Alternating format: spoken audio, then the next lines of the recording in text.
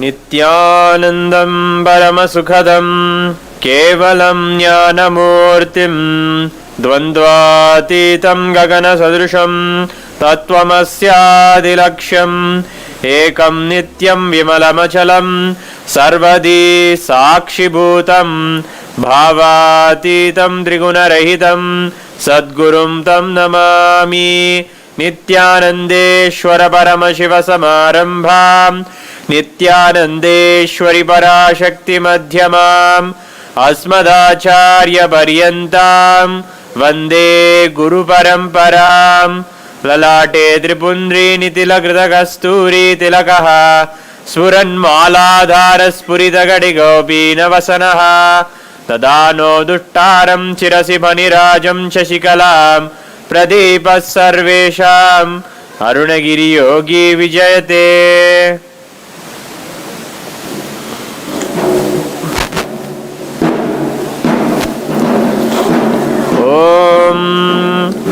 ॐ नमो भगवते रुद्राय।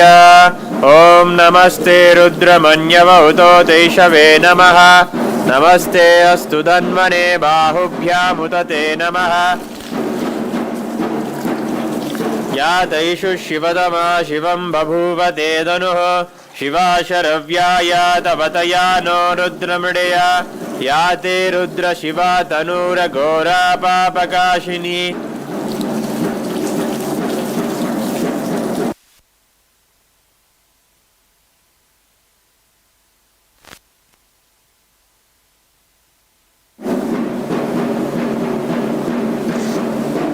नस्तनुवाशन्तमया गिरिशन्ता विजाकशीः यामिषं गिरिशन्तहस्ते बिवर्षस्त शिवां गिरिद्रतां कुरु माहि गुंसीः पुरुषं जगत् शिवेन वचसा त्वा गिरिशाच्चावधामसि यदा नः सर्वमिज्जगदयक्ष्मकुं सुमनासद् अद्य वोचदधि भक्ताः प्रथमो देव्योऽभिषक् अहीकश्च सर्वान् जम्बयन् सर्वाश्च यातु धान्यः असो यस्ताम्रो अरुण उत बभ्रुस्सु मङ्गलः ये चेमागुं रुद्राभितो दिक्षु श्रुता सहस्रशो वैशाखुं हेडयीमहे असौव्यो वसर्पति नीलग्रीवो विलोहितः उतैनं गोपा दृशन्न दृशन्नुतहार्यः उतैनं विश्वाभूतानि सदृष्टो मयातिनः।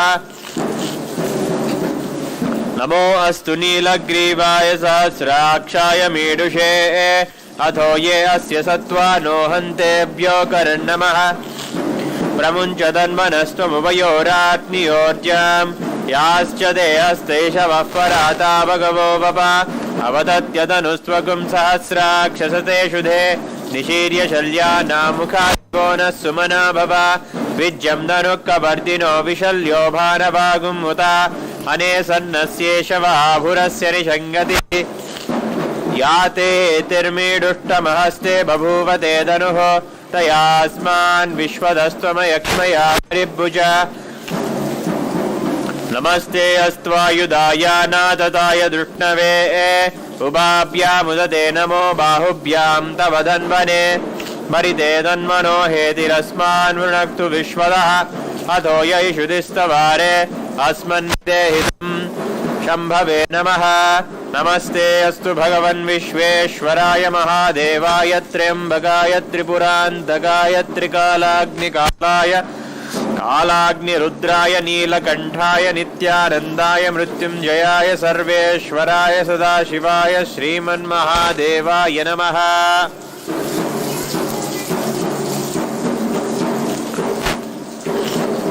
ॐ गन्धद्वारां दुरादर्शां नित्यपुष्टां करीषिणीं ईश्वरीगुं सर्वभूतानां तामिहोपभये श्रियम्।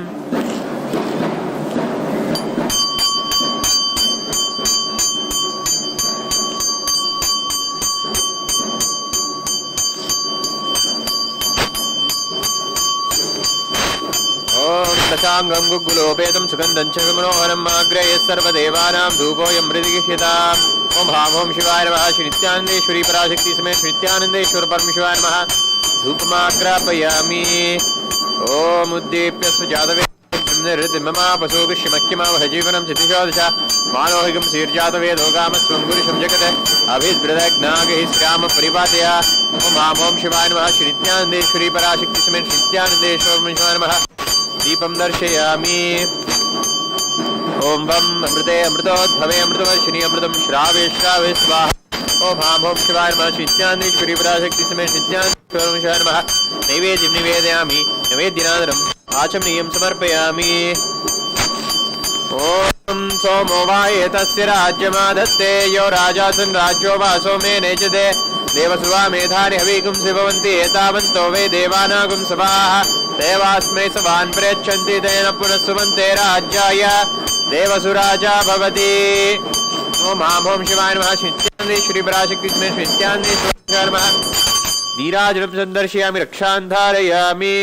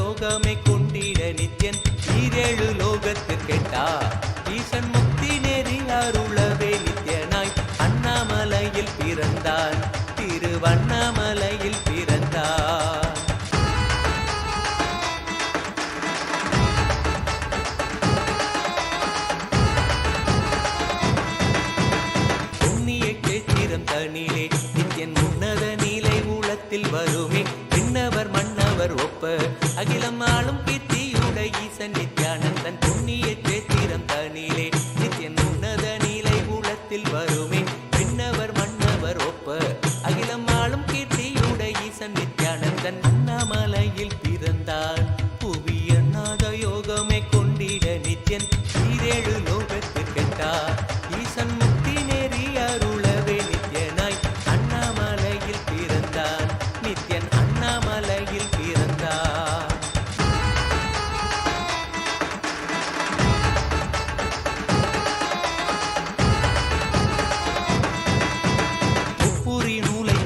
தரித்தவன் ஐயன் வேதியன் வெந்நீர் பூசிய நித்யன் அண்டத்தின் மூலம் காரணன் முடிவற்ற ஆனந்தத்தை தொண்டற்கு அருள்வான் ஒப்புரி நூலை தரித்தவன் ஐயன் வேதியன் வெந்நீர் பூசிய நித்யன் அண்டத்தின் மூலம் காரணன் முடிவற்ற ஆனந்தத்தை தொண்டற்கு அருள்வான் அண்ணாமலையில் பிறந்தான் புவி எண்ணாத யோகமே கொண்டிட நித்யன் ஈரேழு லோகத்திற்கெட்டார் ஈசன் முக்தி நெறி அருளவே நித்யனாய் அண்ணாமலையில் பிறந்தான் நித்யன் அண்ணாமலையில் பிறந்தான்.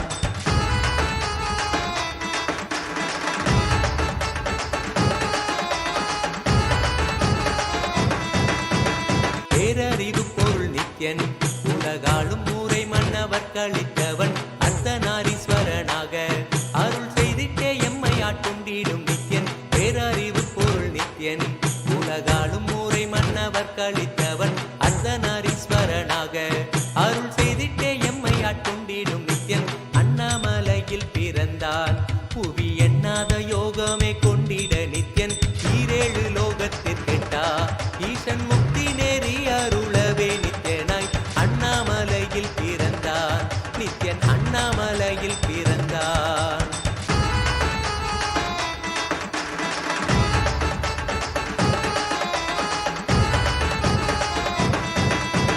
பிறவி பிறவியாய் தேவர்கள் பரம்பொருளான பரமனையை தேட ஈசன் பிறவாமல் ஆட்கொண்டு எம்மை ஒரு தத்துவம் தன்னை உரைத்திட நித்யனாய் பிறவி பிறவியாய் தேவர்கள் பரம்பொருளான பரமனையை தேட ஈசன் பிறவாமல் ஆட்கொண்டு எம்மை ஒரு தத்துவம் தன்னை உரைத்திட நித்யனாய் அண்ணாமலையில் பிறந்தான் புவி எண்ணாத யோகமே கொண்டிட நித்யன் ஈரேழு லோகத்திற்கெட்டா ஈசன் முக்தி நெறி அருளவே நித்யனாய் அண்ணாமலையில் பிறந்தான் திருவண்ணாமலையில் பிறந்தான்.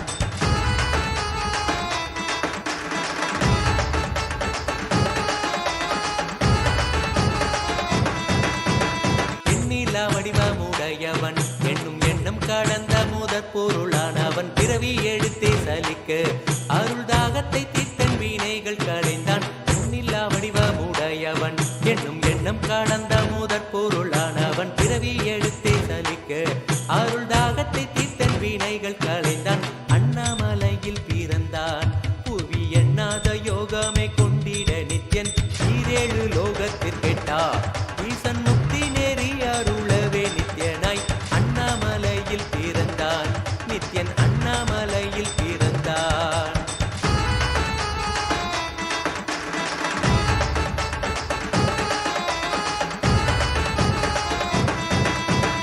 ஆனந்தமாய் என்னுள் நித்யன் முக்தி மார்க்கத்தை காட்டி விட்டிருந்தருள்வான் மாலையன் காணாத சோதியன் தெளித்தேனாய் நித்திட ஞானம் அருள்வான் ஆனந்தமாய் என்னுள் நித்யன் முக்தி மார்க்கத்தை காட்டி விட்டிருந்தருள்வான் மாலையன் காணாத சோதியன் தெளித்தேனாய் நித்திட ஞானம் அருள்வான் அண்ணாமலையில் பிறந்தான் புவி எண்ணாத யோகமே கொண்டிட நித்யன் ஈரேழு லோகத்திற்கெட்டா ஈசன் முக்தி நெறி அருளவே நித்யனாய் அண்ணாமலையில் பிறந்தான் நித்யன் அண்ணாமலையில் பிறந்தான்.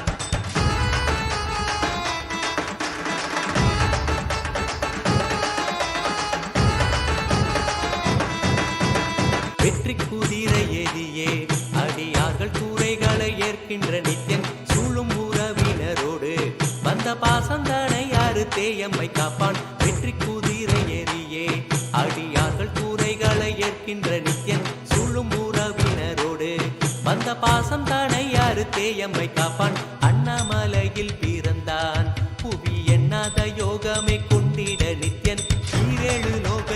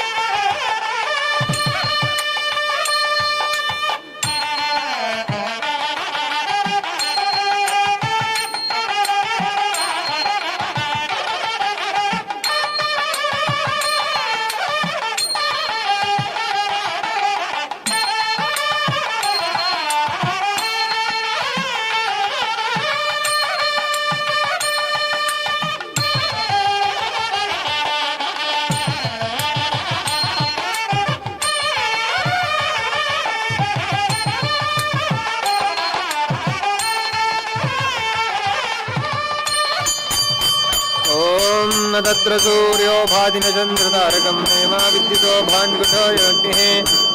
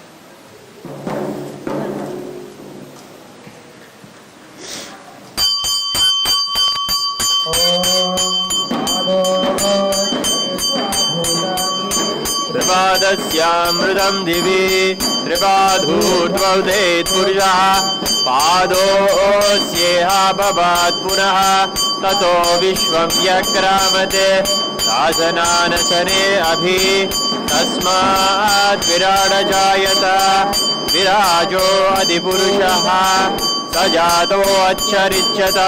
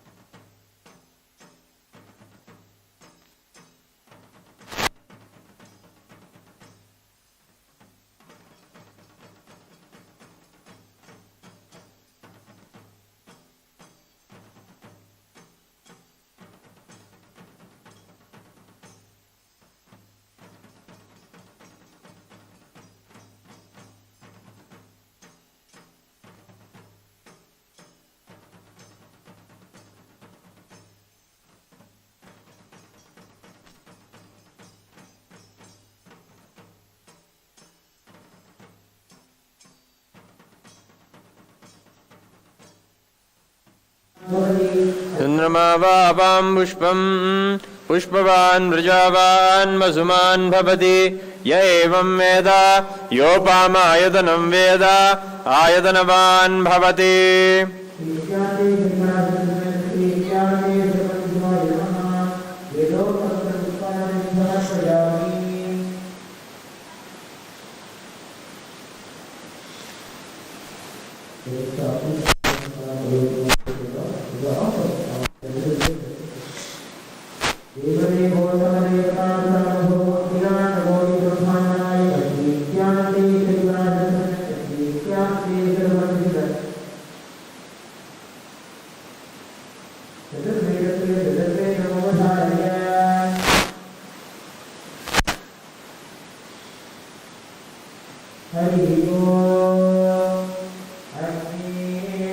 पुरोहितं यज्ञस्य देवं ऋत्विजं होतारं रत्नधातामं हरिः ॐ हरिः ॐ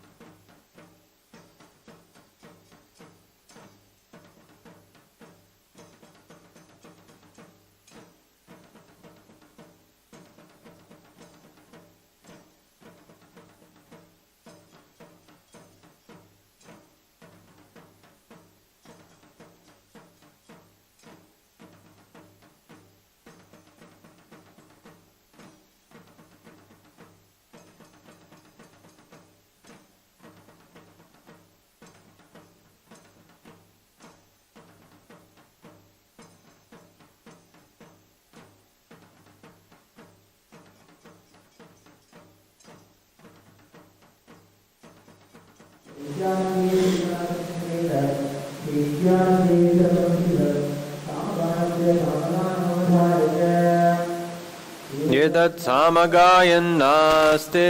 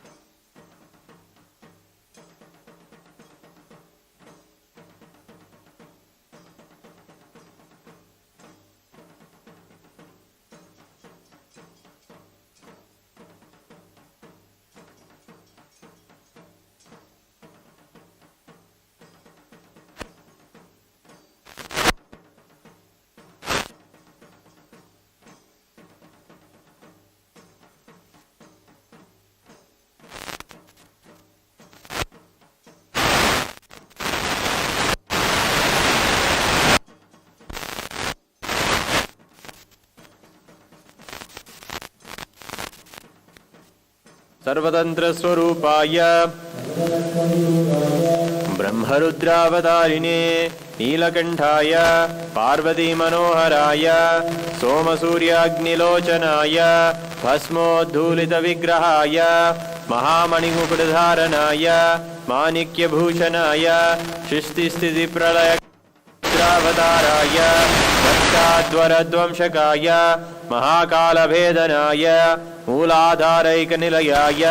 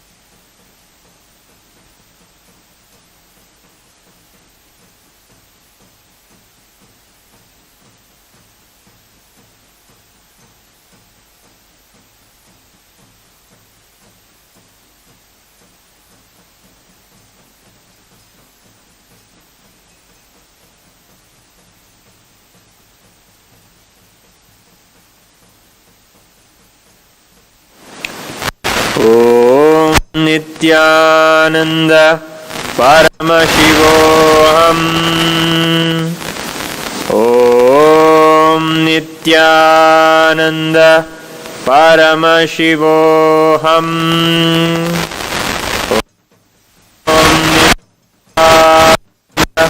परमशिवोऽहम् ॐ नित्यानन्द परमशिवोऽहम् ॐ नित्यानन्द शिवोऽहम् ॐ नित्यानन्द परमशिवोऽहम्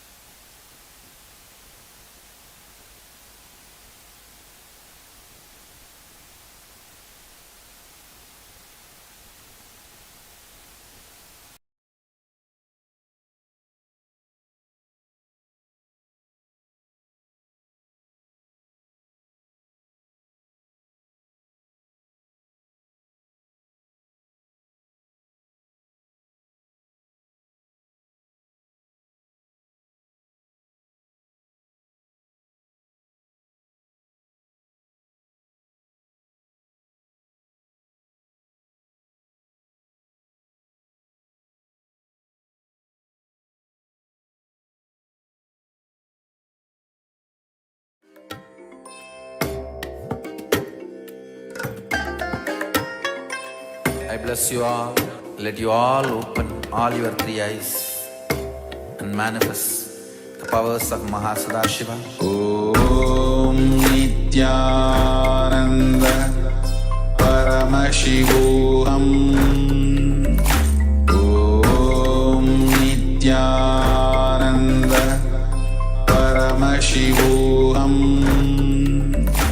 Om Nithyananda.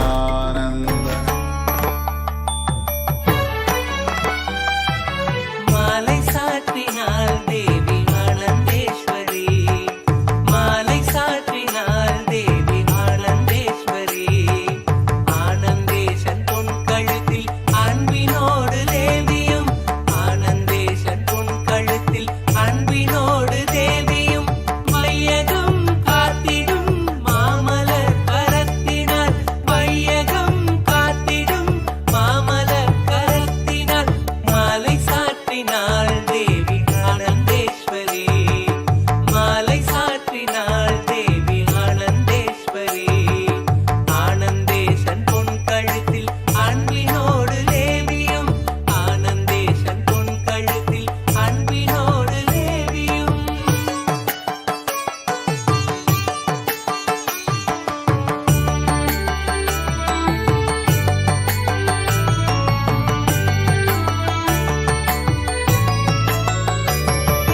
மாலை மாற்றினார் ஆனந்தேஸ்வரர், மாலை மாற்றினார் ஆனந்தேஸ்வரர். பாகமாய் அமர்ந்தவள் தன் பொன்மலர் கழுத்தினில், பாகமாய் அமர்ந்தவள் தன் பொன்மலர் கழுத்தினில். அண்டமும் தாங்கிடும் ஆனந்தன் கரத்தினால், அண்டமும் தாங்கிடும் ஆனந்தன் கரத்தினால். உமாலை வாங்கினாள் தேவி ஆனந்தேஸ்வரி, உமாலை வாங்கினாள் தேவி ஆனந்தேஸ்வரி. பாகமாய் அமர்ந்தவள் தன் பொன்மலர் கழுத்தினில், பாகமாய் அமர்ந்தவள் தன் பொன்மலர் கழுத்தினில்.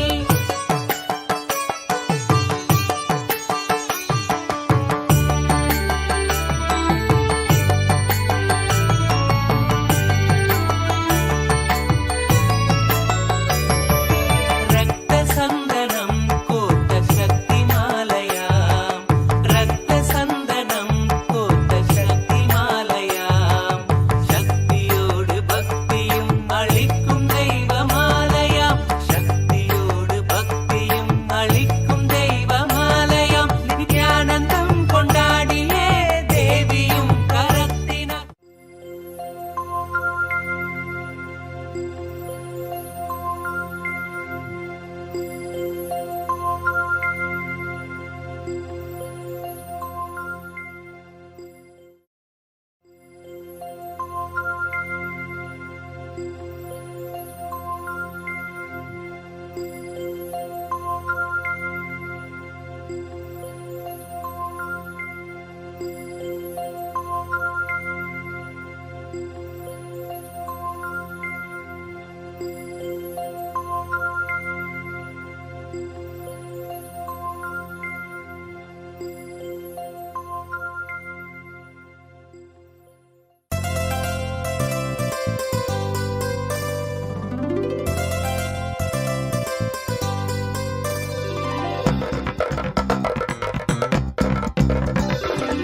नित्यं मन्त्रं नित्यं यन्त्रं नित्यं तन्त्रं नित्यं सर्वं नित्यं मन्त्रं नित्यं यन्त्रं नित्यं तन्त्रं नित्यं सर्वं तपोयज्ञदानादिभिः शुद्धबुद्धिर्विरक्तो नृपादे पदे तुच्छबुद्ध्या परित्यज्य सर्वं यदाप्नोति तत्त्वं परं ब्रह्म नित्यं तदेवाहमस्मि तपोयज्ञदानादिभिः शुद्धबुद्धिर्विरक्तो नृपादे पदे तुच्छबुद्ध्या परित्यज्य सर्वं यदाप्नोति तत्त्वं परं ब्रह्म नित्यं तदेवाहमस्मि नित्यं मन्त्रं नित्यं यन्त्रं नित्यं तन्त्रं नित्यं सर्वं नित्यं नित्यं मन्त्रं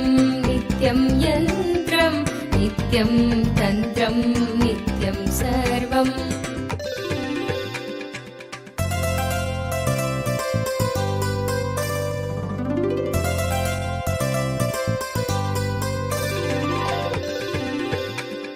दयालुं गुरुं ब्रह्मनिष्ठं प्रशान्तं समाराध्य मत्या विचार्य स्वरूपं यदाप्नोति तत्त्वं निदिध्यास्य विद्वान् परं ब्रह्म नित्यं तदेवाहमस्मि।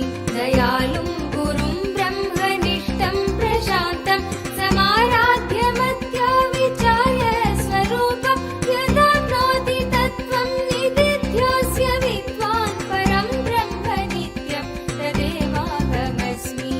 नित्यं मन्त्रं नित्यं यन्त्रं नित्यं तन्त्रं नित्यं सर्वं नित्यं मन्त्रं नित्यं यन्त्रं नित्यं तन्त्रं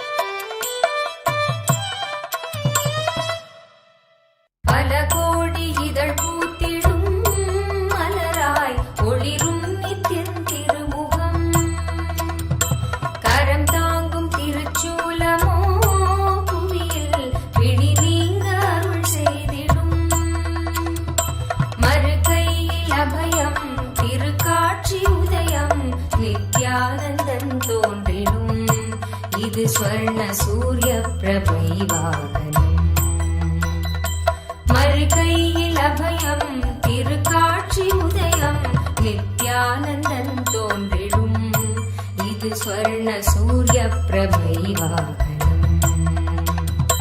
பல கோடி இதழ் பூத்திடும் மலராய் ஒளிரும் நித்யன் திருமுகம் கரம் தாங்கும் திருச்சூலமோ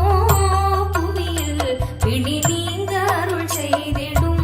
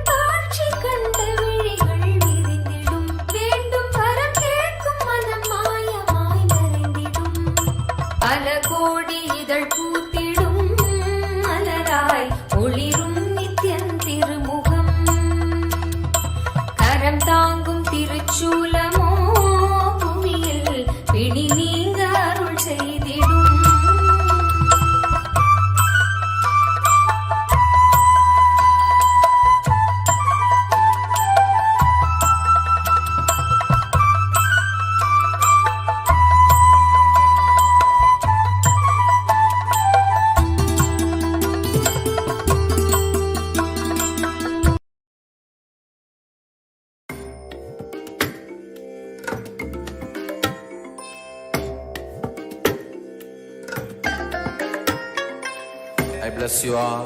Let you all open all your three eyes and manifest the powers of Mahasannidhanam. Om Nithyananda Paramashivoham.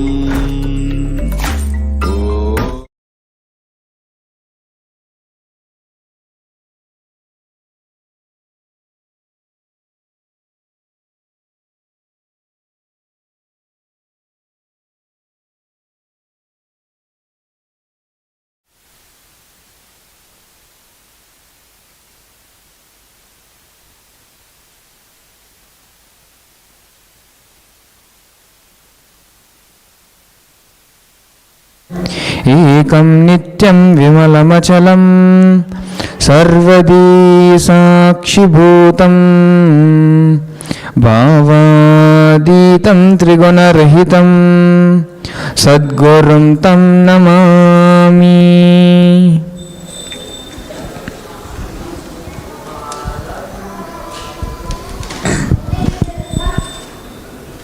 Nithyananda,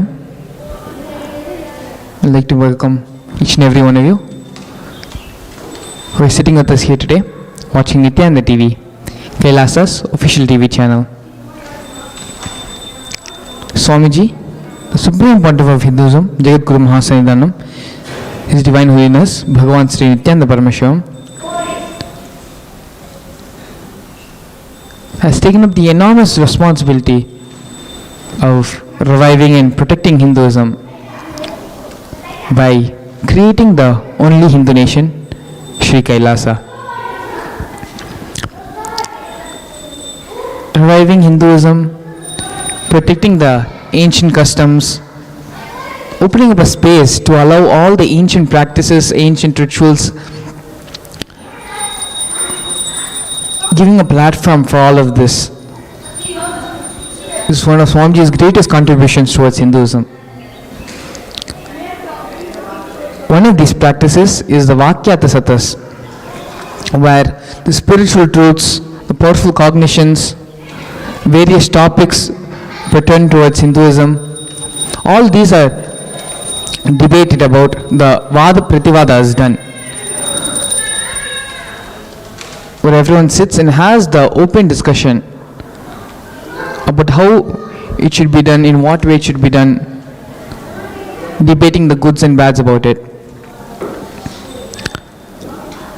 When the Vakyatasatas happens, it is like churning, and it's like the digestion process of any spiritual truth. Beautifully, Swamiji says that when he gives the satsang, just hearing and listening to the satsang is not enough. Only when you do the Vakyatasatas, do the digestion of the truth and have the essence of it being absorbed by our system, only then the true purpose of that understanding that spiritual truth happens to us.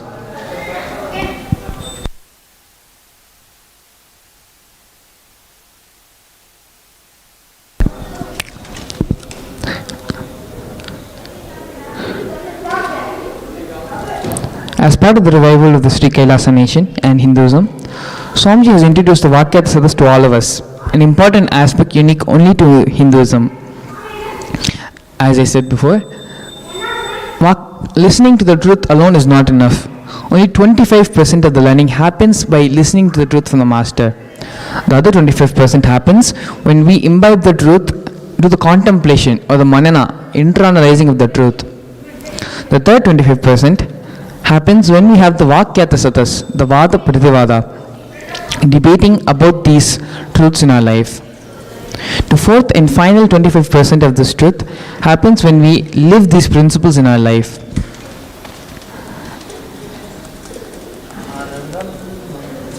Now, we'll just watch a small video here where Swamiji he himself explains about the importance of Vakyatasatas and why we need to have the Vakyatasatas in our day-to-day life.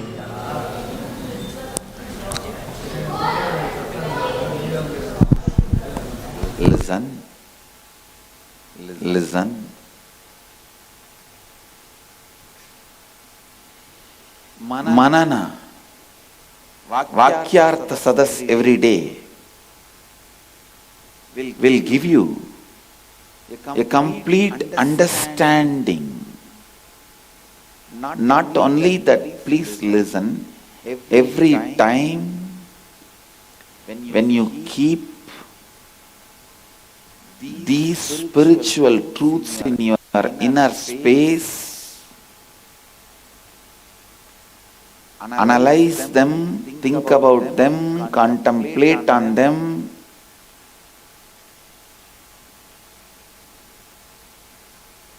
every moment you spend on internalizing these great truths,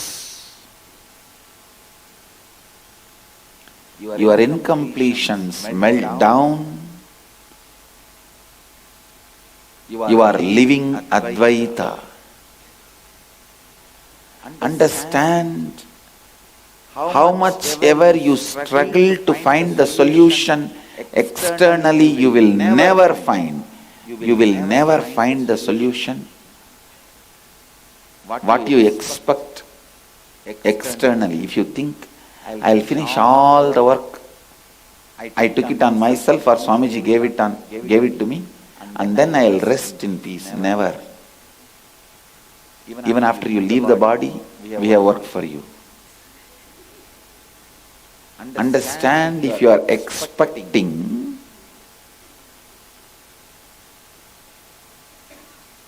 the external solution, no. You need to be told you are a fool.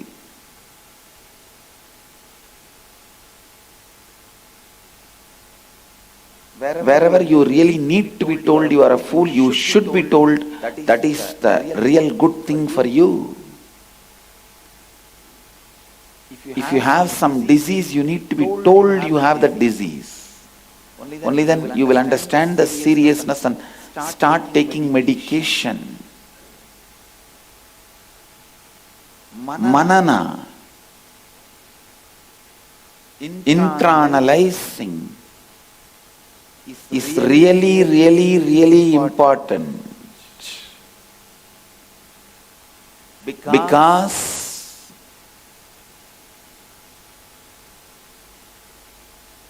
the life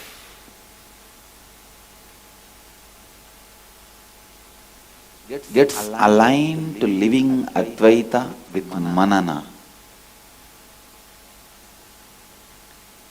Shankara says beautifully, Shrute Shatagunam Vidyan Mananam Mananat Abhinitidyasanam Lakshagunam Anantam Nirvigalpam. The meaning is Manana is 100 times superior to Shravana. Internalizing is 100 times superior to listening. And living is 100 times superior to internalizing. Nirvikalpa Samadhi, living Advaita, is infinitely superior. Please understand, you need to listen and internalize again and again and again. That is why I am insisting on Vakyartha Sadas. Even if there are 2-3 sannyasis in your ashram, start the Vakyartha Sadas. Slowly devotees will start gathering.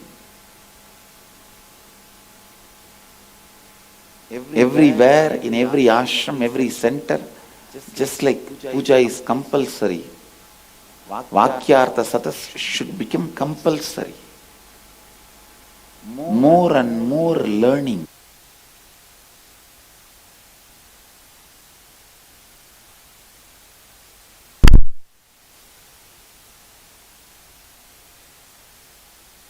Nithyananda, we're back.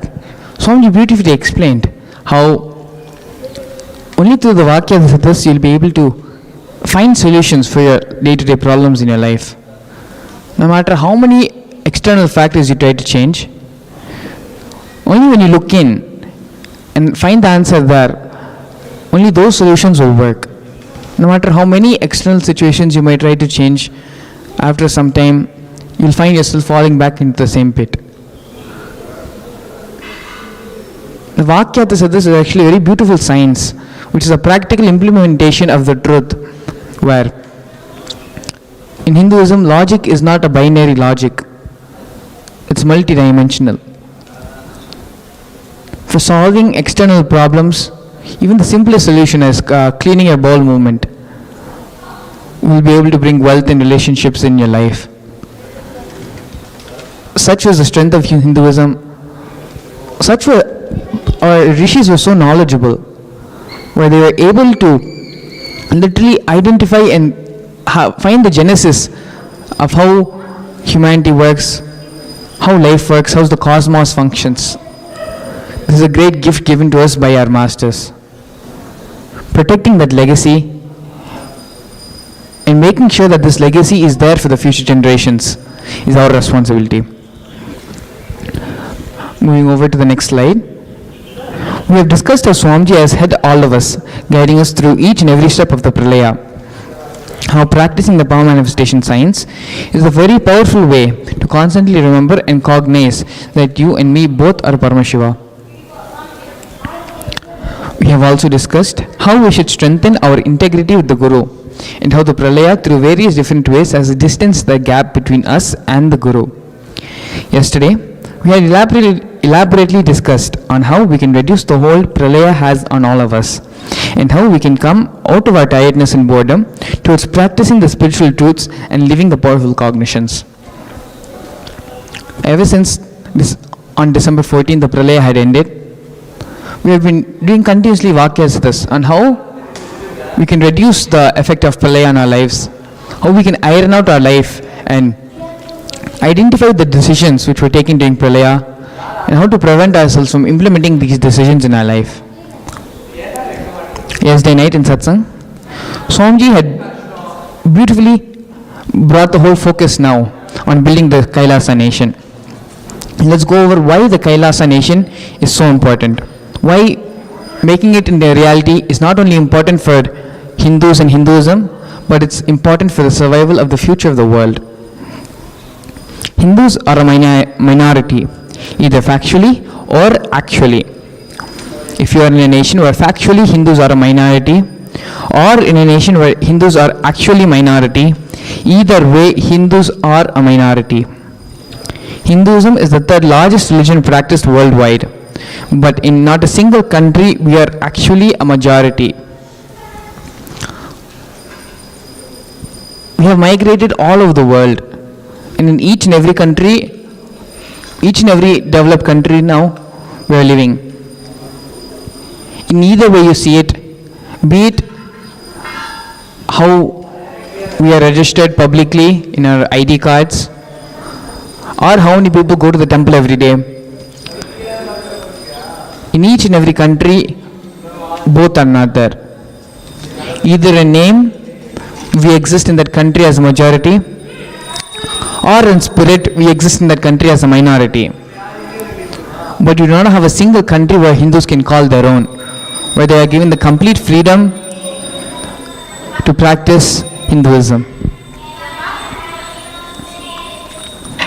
Now let's look at Hinduism all around the world.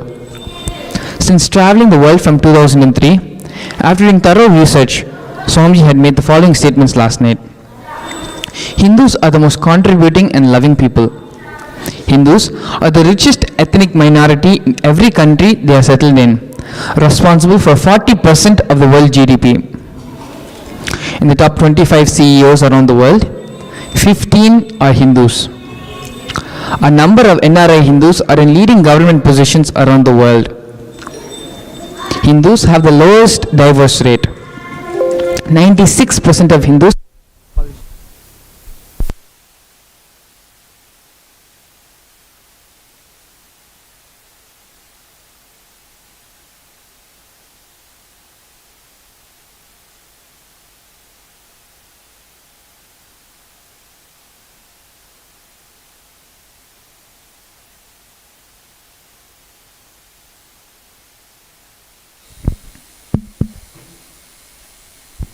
These are just some points Swamiji had given in yesterday's satsang of why Hinduism is such a has contributed so much already to the world, and how we are continuing to contribute not just spiritually but economically, financially, socially as well.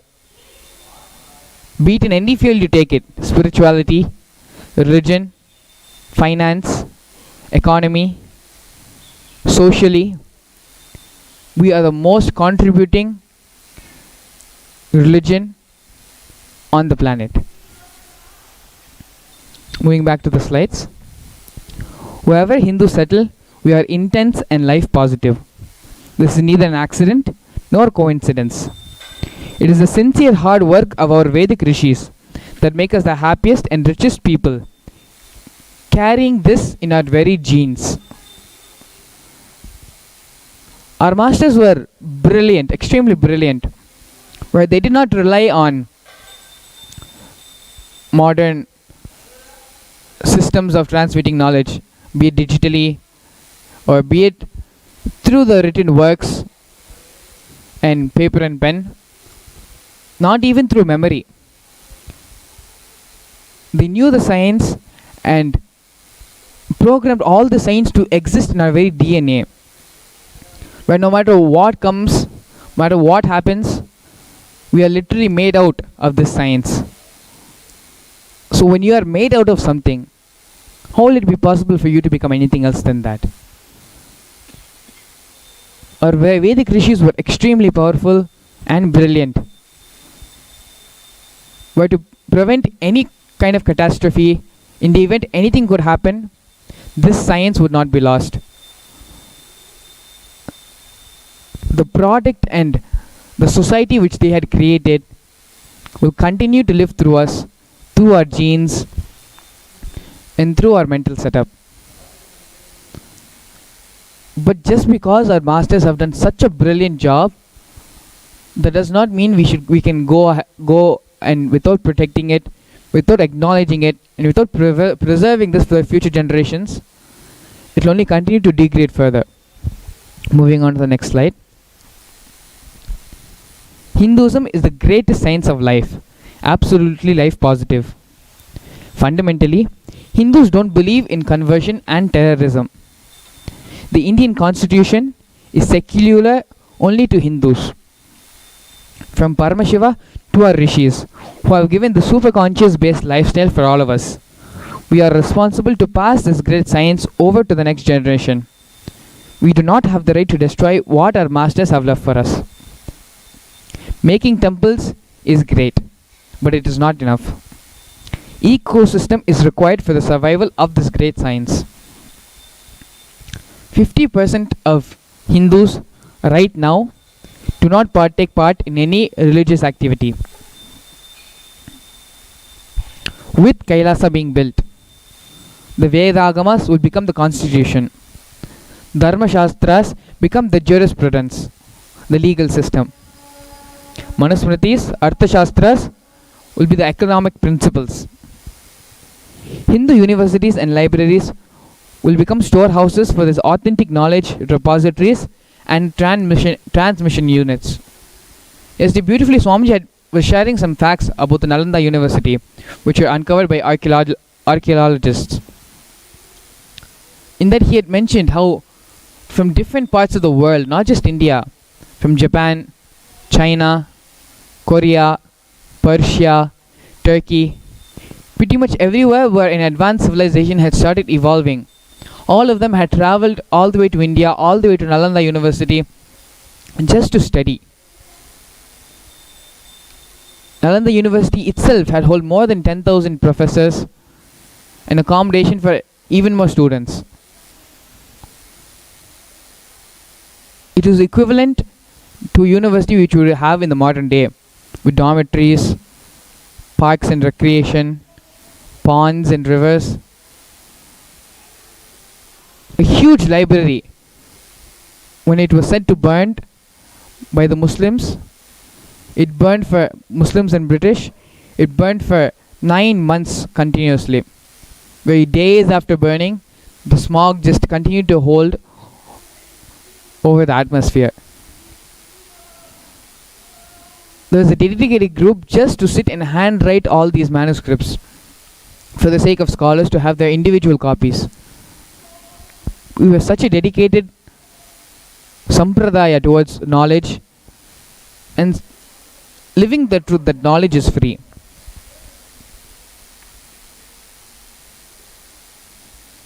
Preservation and promotion of the Hindu medicine, be it culturally, medically, economically, socially, politically, in every field, the Hindu heritage needs to be preserved and needs to be revived, especially what has been lost.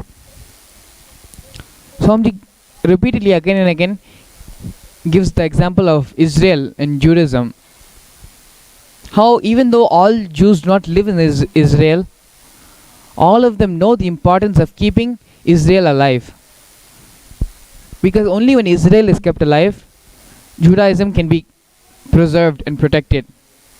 The same way, Hindus need to realize that only if KAILASA is built, only if the KAILASA nation exists, Hinduism will be able to be kept alive. From wherever you may be around the world, contributing and protecting Hinduism, contributing and making the KAILASA nation happen is our responsibility. Whether we live there or not is second. But making the nation happen is a survival need for Hinduism as of today. Given all these facts and truths, given Swamiji's Satsang which he had shared last night, today's Vakya Sadas, we're going to be discussing on how from wherever we are, how can we start contributing and help in building the KAILASA nation and ecosystem. When we are doing the nation building, either digitally or through the legal entities, what are some of the difficulties which are stopping us from doing this and how we can overcome them? And more importantly, how do we make other Hindus also realize the importance of the KAILASA nation? Bringing awareness to the importance of why KAILASA is needed. It is not just to, as Swamiji beautifully said, Hinduism is a greater science. It is not just about religion, it's not just about spirituality. It is about our way of life.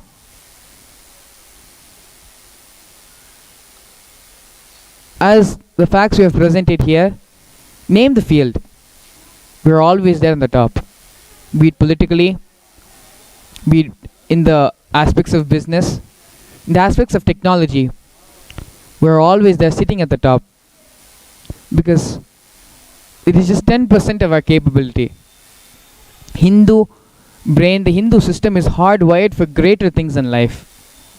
Unfortunately, because of continuous religious persecution, continuous of invasions, all the science has been lost. And Hindus themselves have now become ashamed of their own religion. Despite all this, we Hindus continue to strive and excel in the outer world. Even for that purpose, it is important to keep Hinduism alive. It is important to protect Hindus especially,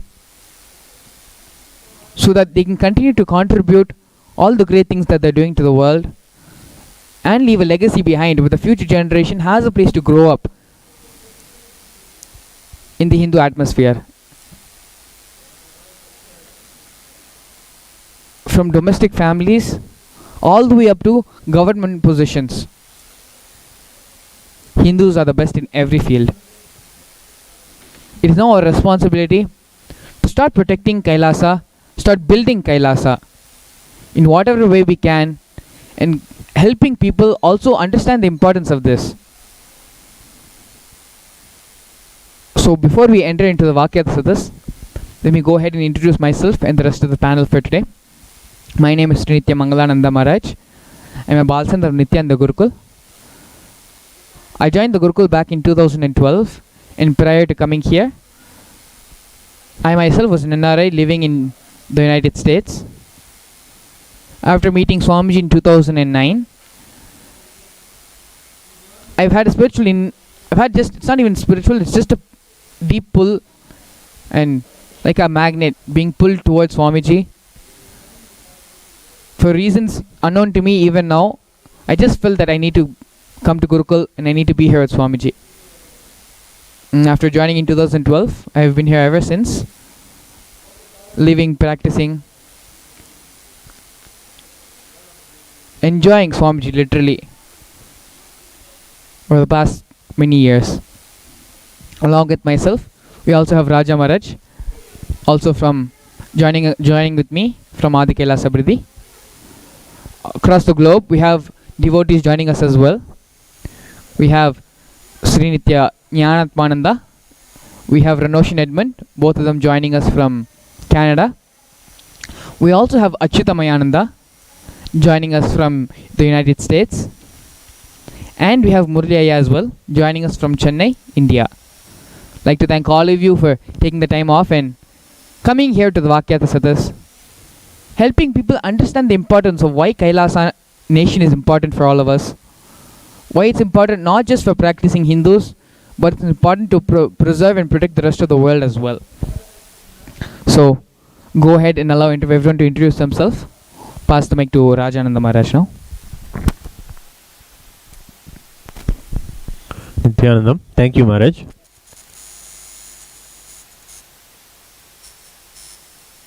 Of the Nithyananda Gurukul. My fascination with Swamiji has started back in 2006 when I was in USA. That's when I thought that he's the person that I wanted to spend my life with and wanted to be there's nothing else that I wanted. It was simply Swamiji made himself my everything. So I wanted that to be my reality. And it's a transition that I think going forward as we build Kailasa, we need to help other people also see how they can see Swamiji as their everything. And all of us who have connected to Swamiji and come and become part of Kailasa, if we can go back and see how and deconstruct how we also came to be a part of Swamiji, that will do a lot of help in building and connecting everybody to the purpose of Kailasa's nation. Because that has been my progress. I have been falling in love more and more with Hinduism as I come to be more and more here with Swamiji and being growing up with him and growing up with his teachings. And I resonate a lot with how and why he's wanting to build this nation, and how the circumstances in the world have come to such that a nation is required for Hinduism. And I've got a little bit about learning a little bit about the Agamas in the background in the for the past 6 years actually. And before that, in USA, I was in the temples, Seattle Temple and LA Temple, and doing the seva and the pujas there. And that's a little bit about me. Anybody else can go ahead. Thank you so much, Maharaj. So next, I'm going to allow Sri Nithyananda to go ahead and introduce himself. Please go ahead. Nithyanandam, thank you, Maharaj. Nithyanandam, everyone. Pleasure to be here today. My name is Sri Nithyananda. Been initiated by Swamiji and blessed with this spiritual name. And I grew up in Canada and became an elementary school teacher and computer engineering technologist. I worked in more than 30 schools with more than 100 teachers in various countries around the world. And I've studied and worked in the education field and with teaching yoga, meditation, and life solutions for the past 20 years. And I found Swamiji on YouTube in 2008, and after studying more than 100 different spiritual teachers and searching for quite a long time, recognized something unique about him and had all the problems of entire lifetime replaced with thousands of blissful experiences, all from a single being. And so with that, in the last couple of years, Swamiji has enlightened all of us to the state of the spiritual beings living on this planet in the form of humans, and what humans have been creating for the past 2,000 years, and where it's headed, and what the problems of humanity is. and what the solutions are, and the status of Hinduism and its decline under the Hindu Holocaust for the past couple thousand years, and where that's headed, and the condition of the political pressures and various other conditions that lead to the need for Hindus to recognize their responsibility and the need for the spiritual beings on this planet for a spiritual solution. And the proven solution as the only lasting civilization of the past 5,000, 10,000 years, we need to recognize that is real and it exists for a reason, and it's necessary. So each one of us needs to internalize this truth and recognize our opportunity to take responsibility to share that with others as an opportunity. And so this is what an incarnation does, makes the impossible possible. So thank you, everyone. Nithyanandam. Thank you so much for joining us here today. Next we have Murli Ayya joining us from Chennai, Tamil Nadu. Please go ahead, Ayya. Introduce yourself. Thank you, Maharaj. This is Murli from Chennai. I'm a teacher and a trainer by profile. I've known Swamiji since 2013, and it somehow seems that I've been there with him, with Swamiji, for a very long time. At the same time, it also feels fresh. So it's kind of mixed feeling, and it's nice to be like that. I came to Swamiji in a kind of confused state. I was absolutely directionless. But after coming to Swamiji, I realized many things, many dimensions of life, many dimensions of Hinduism itself. I've been a witness to a lot of miracles personally myself, and also have heard of a lot of miracles. A lot of the teachings are really inspiring. The way he puts things across in such a way that it hits a very large audience is really amazing. And the more and more dimensions he hits across life from a very, very generic context, so that it hits more and more people, is simply amazing. He does not name any ethnic background, any person or anybody, but still the way he talks things, it is really amazing how Hinduism is all encompassing. So why I am here? I'm here because I enjoy Swamiji, I enjoy his teachings. I feel that his mission has to be reached out to the world, and I want to be a part of it. How exactly, what exactly I will do, maybe I'll disclose, I'll try to explain my role, what my thinking is in the course of the others. As of now, let me not occupy any more mic time. Thank you. Thank you so much, Ayya, for taking the time off and coming here today. Next, we have Ranoshan Edmund from Canada. Please go ahead. Introduce yourself. Nithyanandam. My name is Ranoshan Edmund, and yes, I'm from Canada. And I got to know Swamiji around 2013. And one thing that I really want to share about this is, one thing that Swamiji has really given me is a very strong clarity. This clarity about actually what is Hinduism. Because before I would have some idea of like, oh, Hinduism means this or that and all these things. But then really after life with Swamiji, really I'm able to see what exactly is Hinduism, how Hinduism is a higher science, and really the impact of Hinduism, and how, as Swamiji is sharing, Hinduism right now, it's not even about now or never, it has to happen now.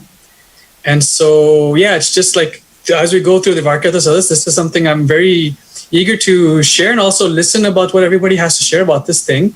But yes, it's one very strong thing that Swamiji shared is the clarity of what is Hinduism. What does it mean to live Hinduism?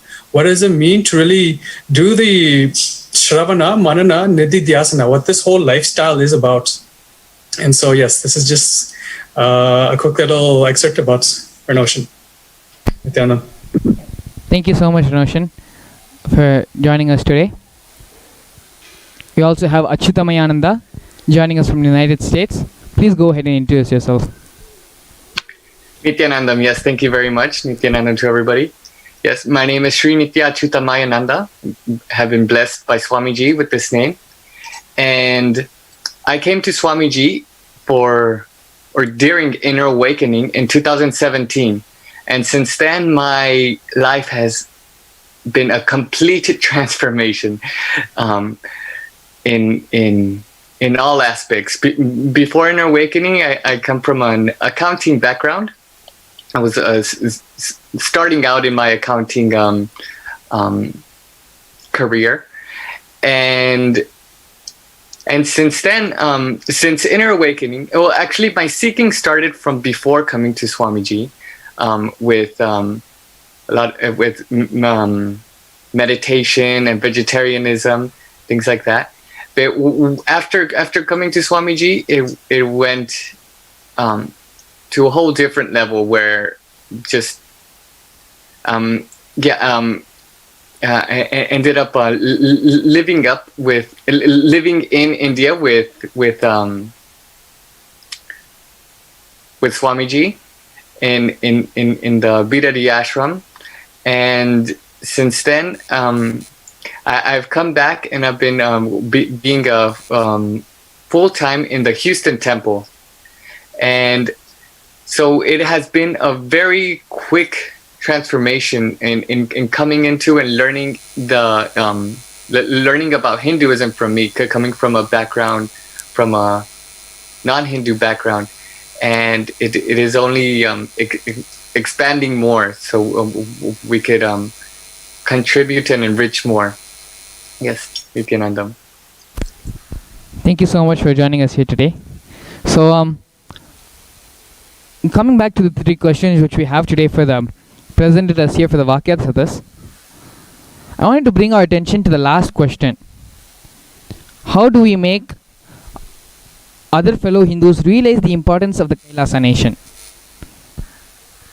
Swamiji, every day in the Satsang, has been going over the same facts with all of us, reiterating the importance of why Hinduism is important for the world, how it has contributed so much to the world already. And through all the previous satsangs Swamiji has given before, it shows the possibility of how much more Hinduism is capable of contributing. But for this, the Kailasa nation needs to be built, needs to be preserved, needs to be protected. Swamiji is day and night working hard to make this happen. As his disciples, as his devotees, it is our responsibility to make others also understand this importance of why Kailasa is needed. Starting with other Hindus who are not practicing, only namesake, carrying the name of Hinduism just because it's there in the family, but not practicing it in their life. So let's focus on the last question which we have. How do we make other fellow Hindus realize the importance of the Kailasa nation?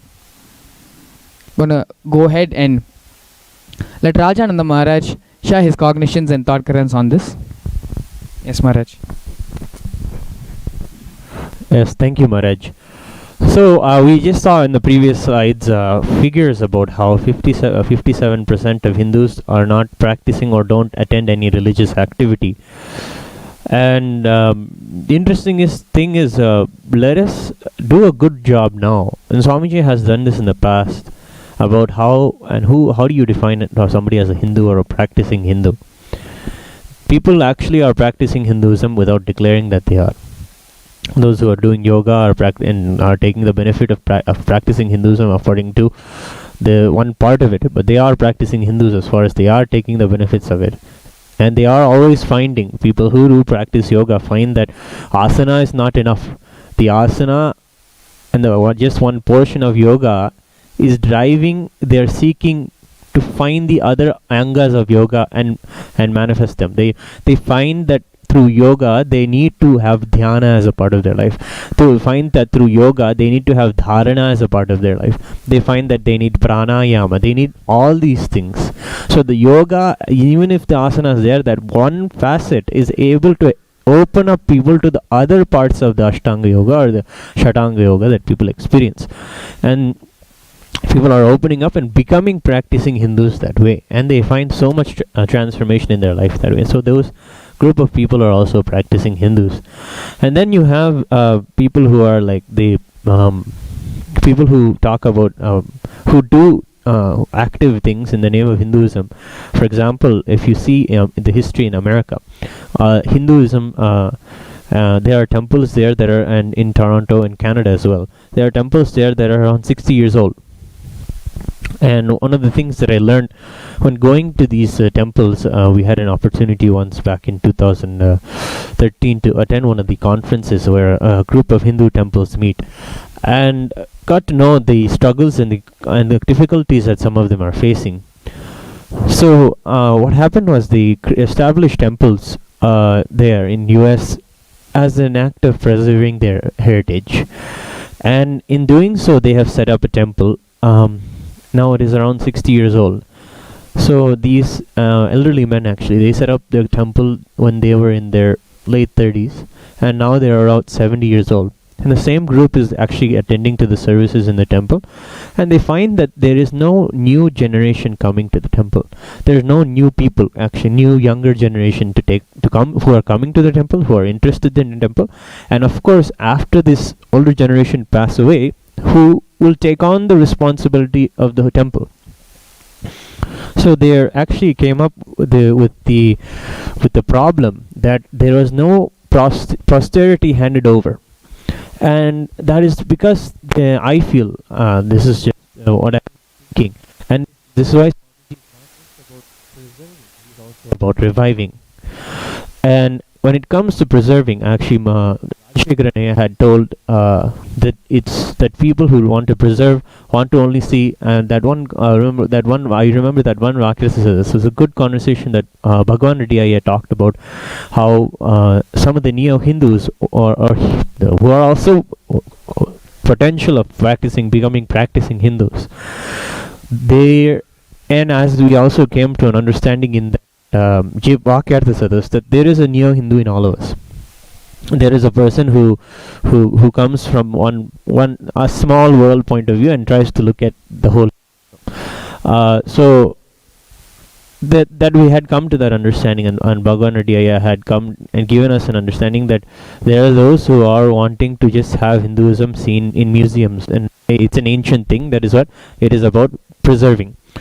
And when Swamiji had pointed out in a satsang that it is actually a bigger poison that the neo-Hindus do than the actual anti-Hindus. But we are, how do we accommodate all these people as Hindus? And that's what our goal is, because they are all fellow Hindus, if they come under that term. So we have, Rajashekhar pointed out and said one nice thing. He said, the neo-Hindus are like preservatives added to food. They're like, he said that they are the preservatives added to the food to preserve the food so that it lasts longer, and the act of preserving the food destroy the food. So that's what he said as an example of what a neo-Hindu is. Actually, in the process of trying to preserve it, they'll make it lose its essence and make it into something else. That's what happens when you create. Becomes only a monument or a museum piece when Hinduism is held like that. We're not about preserving, right? Those who have a depth, actual practicing Hindus, remove the 57%, the actual practicing Hindus, those people will understand the preservation ideology and think, okay, I need what I have benefited from Hinduism. Those people who are grateful for Hinduism, hence they are practicing it. Since they are very grateful for it, so they will want to preserve it, and they have a need for it, and then they will understand, okay, it is important to have Sri Kailasa. But when we were talking to these people in the temples, it was that they only had the idea of preserving. When they came to their country, NRIs, they have as Swamiji said in the satsang, the previous satsang, that the NRIs who go away from Hinduism, they have a more need for Hinduism in their act of deciding to preserve. And that's good. In that way, they have set up infrastructure. They have done tremendous amount of good work in creating temples around the world in different places and countries. But the difficulty that they are facing after 60 years of existing is that nobody is ready to take it on next generation. They did it only out of the sole purpose of having to preserve their heritage and giving it to the next generation. But the next generation is not taking benefit from it and finding that the preservation ideology isn't enough. The next generation is needing more. They need it to actually have a bigger part of their life, not a Sunday ritual that I go to preserve some heritage. They need Hinduism to be a bigger important thing in their life. That is why Swamiji is reviving the tradition, not just saying that it needs to be saved, but it needs to be revived and lived in our daily life every day, day to day. Every moment it has to be lived. And that is something that we need to really help our fellow Hindus understand. That every Sunday. Hinduism is not secular. Hinduism, we cannot separate it. If you are a practicing Hindu, you are going to have to make it a part of your everyday. It cannot be looked on by the separation of church and state. You cannot separate it. That is the first thing you need to give them the understanding. Otherwise, there is no benefit in it. And another angle you can come to is understand that, as we have been discussing in the Vakyartha Sadas, that Hinduism needs to be, if Hinduism is saved, the world is saved. We can take this from an example from what Bhagavan Shri Krishna did in Gita, in Mahabharata. He is only there to protect dharma, because he is protecting what is righteous. The world was crumbling and women were untreated, mistreated. Greed was coming as into the life. Fear-based work was happening. Krishna was an example and model of saving the world from that. And he has done the work of bringing the dharma back and done a tremendous effort in it. But the world now is also going into a phase of adharma. And Swamiji is doing the incredible work of saying that if Hinduism stands, dharma will stand in the world. Dharma is a bigger thing. People will understand dharma as something bigger than even the Hindu religion. If you see the way that Mahabharata is shown and the conversations that Mahabharata spikes in people, it is not about actual religion or the religious activities. The Mahabharata and the story of Krishna brings a discussion about righteousness, character of man, what is good, what is not good. Those kind of moral things are discussed about, which is bigger than what a religion is. These discussions are important to have with people, and saying that it is in Hinduism that only it preserves that. The religion preserves it. It is in the person who is preserving it. So we need to help people, and then of course there are the people who make fun, those who troll. Actually, Swamiji even considers them as even possible potentials, because we have seen many trolls of Swamiji become devotees of Swamiji. And they are also a possibility because they're paying attention so much. And the way that, and people have that slight in mind, how is he going to create a nation? I mean, that is the word. And if you see KAILASA, use KAILASA on YouTube, the most viewed views are just people figuring out how he is able to do it and trying to say it is a big task or making fun of it.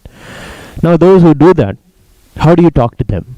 How do you tell them that it's a real thing, it's not a jig joke, and tell them that it's a big massive undertaking? They'll actually be quite impressed by it, I think, by the undertaking. So these are just different kinds of categories of fellow Hindus that this question is asking, that we need to approach in a different way for each person. They have a different kind of listening that will get to them.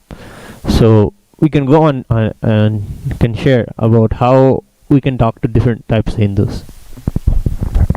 Thank you so much, Rajananda. Thank you so much, Rajananda Maharaj. So go ahead and listen to Murali Ayya and hear his powerful cognitions and his thought currents about this. Please go ahead, Ayya. Thank you, Maharaj.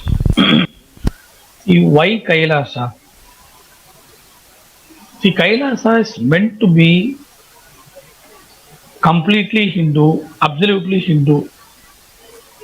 Means this nation, whatever happens here, in whatever dimension you look at, how you do worship, how you do meditation, how you lead your life, everything, the entire it is meant to be completely Hindu. It's in this means Hinduism in its largest dimension. It is practiced here.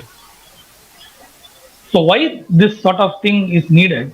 Now we always say we Hindus are most tolerant, most peace loving, and all that. Now this has actually been exploited by the anti-Hindu elements to the extent that we don't have anything in the name of blasphemy. Very clearly, these Abrahamic faiths, even when we use their names for talking about them, that itself raises eyebrows and they are just waiting to pounce on us. But we don't seem to react to anything at all. So we need something as a benchmark to decide what is blasphemy even in Hinduism. So only for that very purpose we need this nation. That's a very strong point, I will say. So this is where we begin to assert ourselves.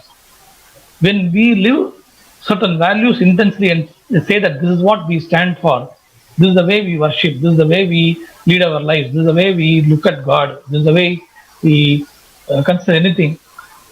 It is there we can only then benchmark what is blasphemy as far as Hinduism is concerned, and only then we can actually take on a legal stand and make certain people realize what something cannot be tolerated. Why we need the way we are living, we are not harming anyone. But how do we say that? How do we assert that? Because we are all passive. Because we here and there at a random in a random way we people keep saying that we are all tolerant, peace loving, and all that. But only when we are stringent to say that this is blasphemy, we can't take this. We'll have some benchmark to tell people what we expect from the rest of the world. Okay, we are not converting you to our line of faith, our line of belief, or whatever it is.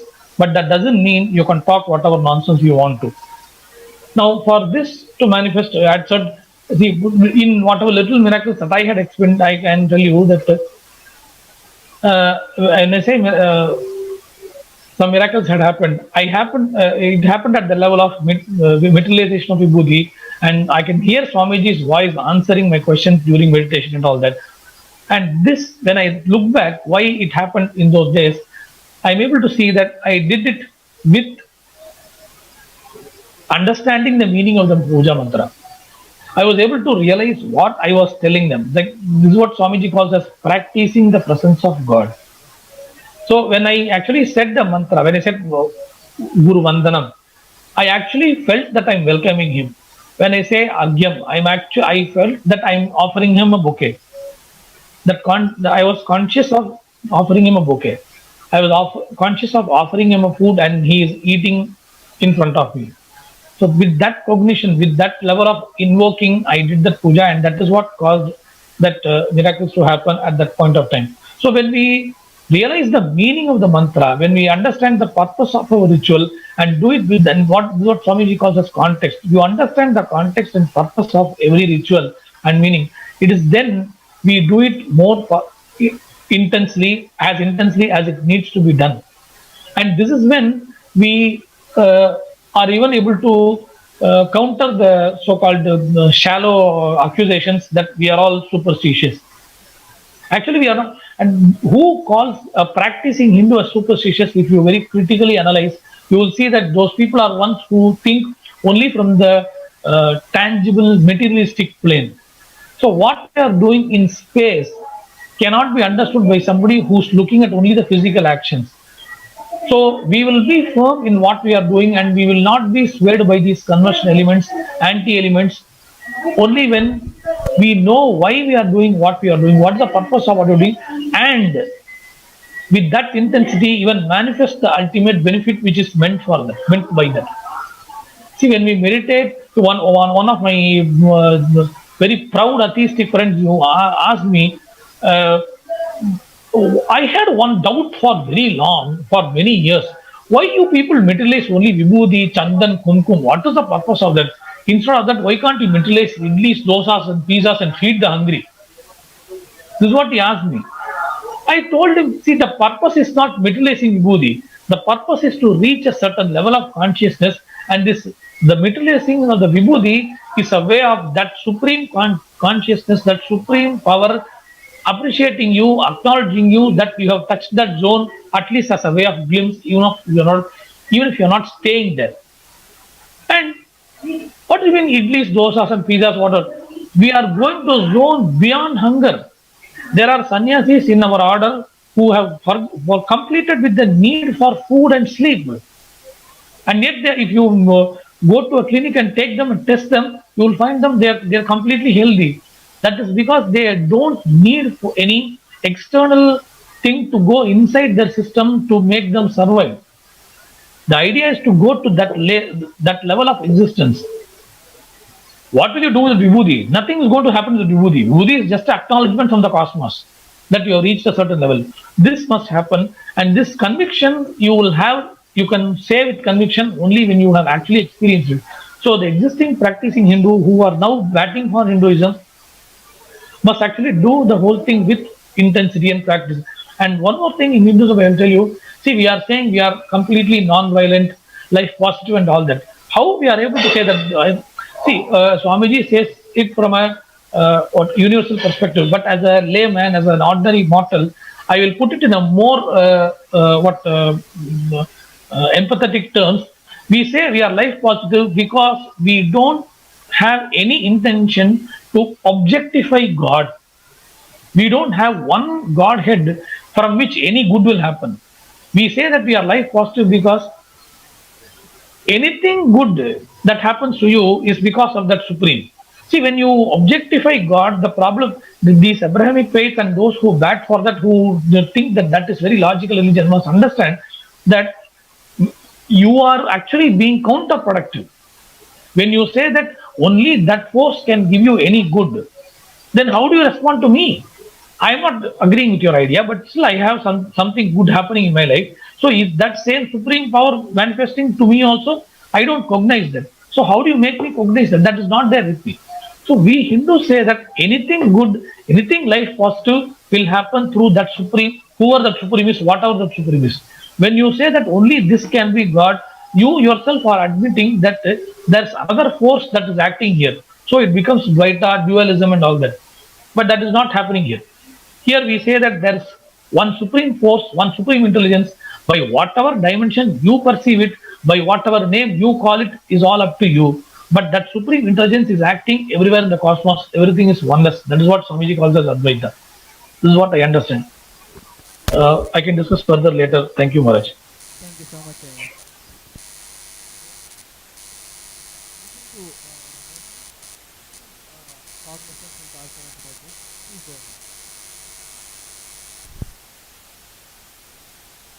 Nithyanandam, may I audible? Yes. So thank you so much, Murli Ayya, for your sharing. We can go ahead and we can listen to Ranoshan now. Please go ahead, share your cognitions and thought currents with all of us. Yes, Nithyanandam. So I just wanted to share my cognitions about this question of how do we make other fellow Hindus realize the importance of the Kailasa nation? And actually my sharing is very in tune with what everybody's been sharing so far, is just this platform, having some platform where we can have an open conversation. Having this platform where the listening space can happen. See, no matter what it is, everybody, whenever the platform to speak is there, whenever the listening space, or I could say the platform to speak is there, then naturally the space of listening will happen. Not just in the people, whoever's involved in the platform itself, meaning in this case, the Varkyata Sadas. In this Varkyata Sadas, everybody's actually in the space of listening, including the speaker. This is what makes it Varkyata Sadas. And so having this kind of platform, basically to engage with the open conversation with every sect, from other Hindus to practicing Hindus to non-practicing Hindus to just by using just people using the word Hindus, to non-Hindus, to basically every party, having this open space, having this open platform where the conversation can happen. Actually seeing, okay, where's the problem? Where's the disconnect? What's your cognition? How does this align? How does this align? Like having the open conversation, actually seeing where the truth is. And one click that I have with this, and actually a kind of confidence about this, is when this open conversation starts to happen, actually the necessity for KAILASA as a nation starts to come out. Because then you start to see, actually, okay, this is the powerful cognition I have. This is where the blind spot is. How do we address this blind spot so the powerful cognition can happen? Any kind of Varkyatasada with any kind of person ultimately comes down to when the listening space starts to open up, you start to see the blind spots. It's like shedding a light. You start to see all the dark corners, all the dusty corners, and all these things. So, for example, when talking about global issues, when we're talking about global issues and have the Varkyatasada was different political parties, different religious parties, different this, different that, all these things, having an open Varkyatasada about this and actually looking in and seeing, okay, where is the state of affairs or where's the global state of affairs right now on the global issues, whether man-made calamities, natural calamities, how do we address these things? And actually seeing, okay, where's the blind spot? What can we attend to? What are we not able to attend to? These kinds of things. And then the things we're not able to attend to, why are we not able to attend to these things? Where's the blind spot in these kinds of things? Why is there these recurrent situations happening? Why are the recurrent man-made situations happening? All these different kind of conversations. And ultimately, the whole thing comes down to each one of these solutions is actually alive in Hinduism. Even this main thing where we're talking about keeping Hinduism alive. See, Hinduism is a hard science. It's a science where the education is directly integrated with the religion, with the worship, with the architecture, with the economy, with the politics, with the research and development methodologies. Everything is completely integrated with one another. The agriculture is integrated with everything else. The architecture is integrated with everything else. The politics of Hinduism are also integrated with everything else in Hinduism. There's no disconnect in anything. And so when we're having some sort of issue in one space, we can actually just look in and see how is another, for example, if there's some issue happening in the other space, looking in and seeing, okay, how is this same issue mapped in another field that I can understand and actually understanding it through there. Always this space of, because everything is interconnected, we're able to see what is actually happening. And so just to come back a little bit is one main click with this is this relationship with the Jiva, Ishvara, Jagat. See, the whole disconnect I'm seeing, and especially with the younger generation Hinduism, is something happened where the relationship with the Jiva, Ishvara, Jagat, meaning the self, world, and God, turned into the relationship between Jiva and Ishvara and Jiva and Jagat. Somehow there was a disconnect. Somehow Jiva and Ishvara and Jiva and Jagat became two different things. And then from there, basically life became one thing, religion became one thing. Life became one thing, the experience of Paramashiva became another thing. Somehow there was a disconnect. And then the questions start being asked, and because there's a disconnect, you start to disassociate life with religion and seeing, okay, where's the other ways, all these things. And then from there, the ripple effect starts to happen. And so the main click with this is especially the KAILASA nation, the whole ecosystem is supporting this space of Jiva, Ishvara, Jagat as one conducive ecosystem. There's no gap. Just as every field in Hinduism, every part of Hinduism is integrated with one another, the Jiva, Ishvara, Jagat are also integrated with one another, completely integrated. There's no gap. The lifestyle, the experience of self, and the experience of the ultimates are completely integrated with one another. Even if you're like doing your day-to-day job, it's completely integrated with your Paramashivatva, your experience of Paramashivatva experiencing in your own unique way. And you actually feel kind of powerfulness about this. And then the contribution you're able to make becomes multifold because there's this almost like a pride about who you are, knowing you are the ultimate. I'm going to be the best, whatever you're doing, that I am.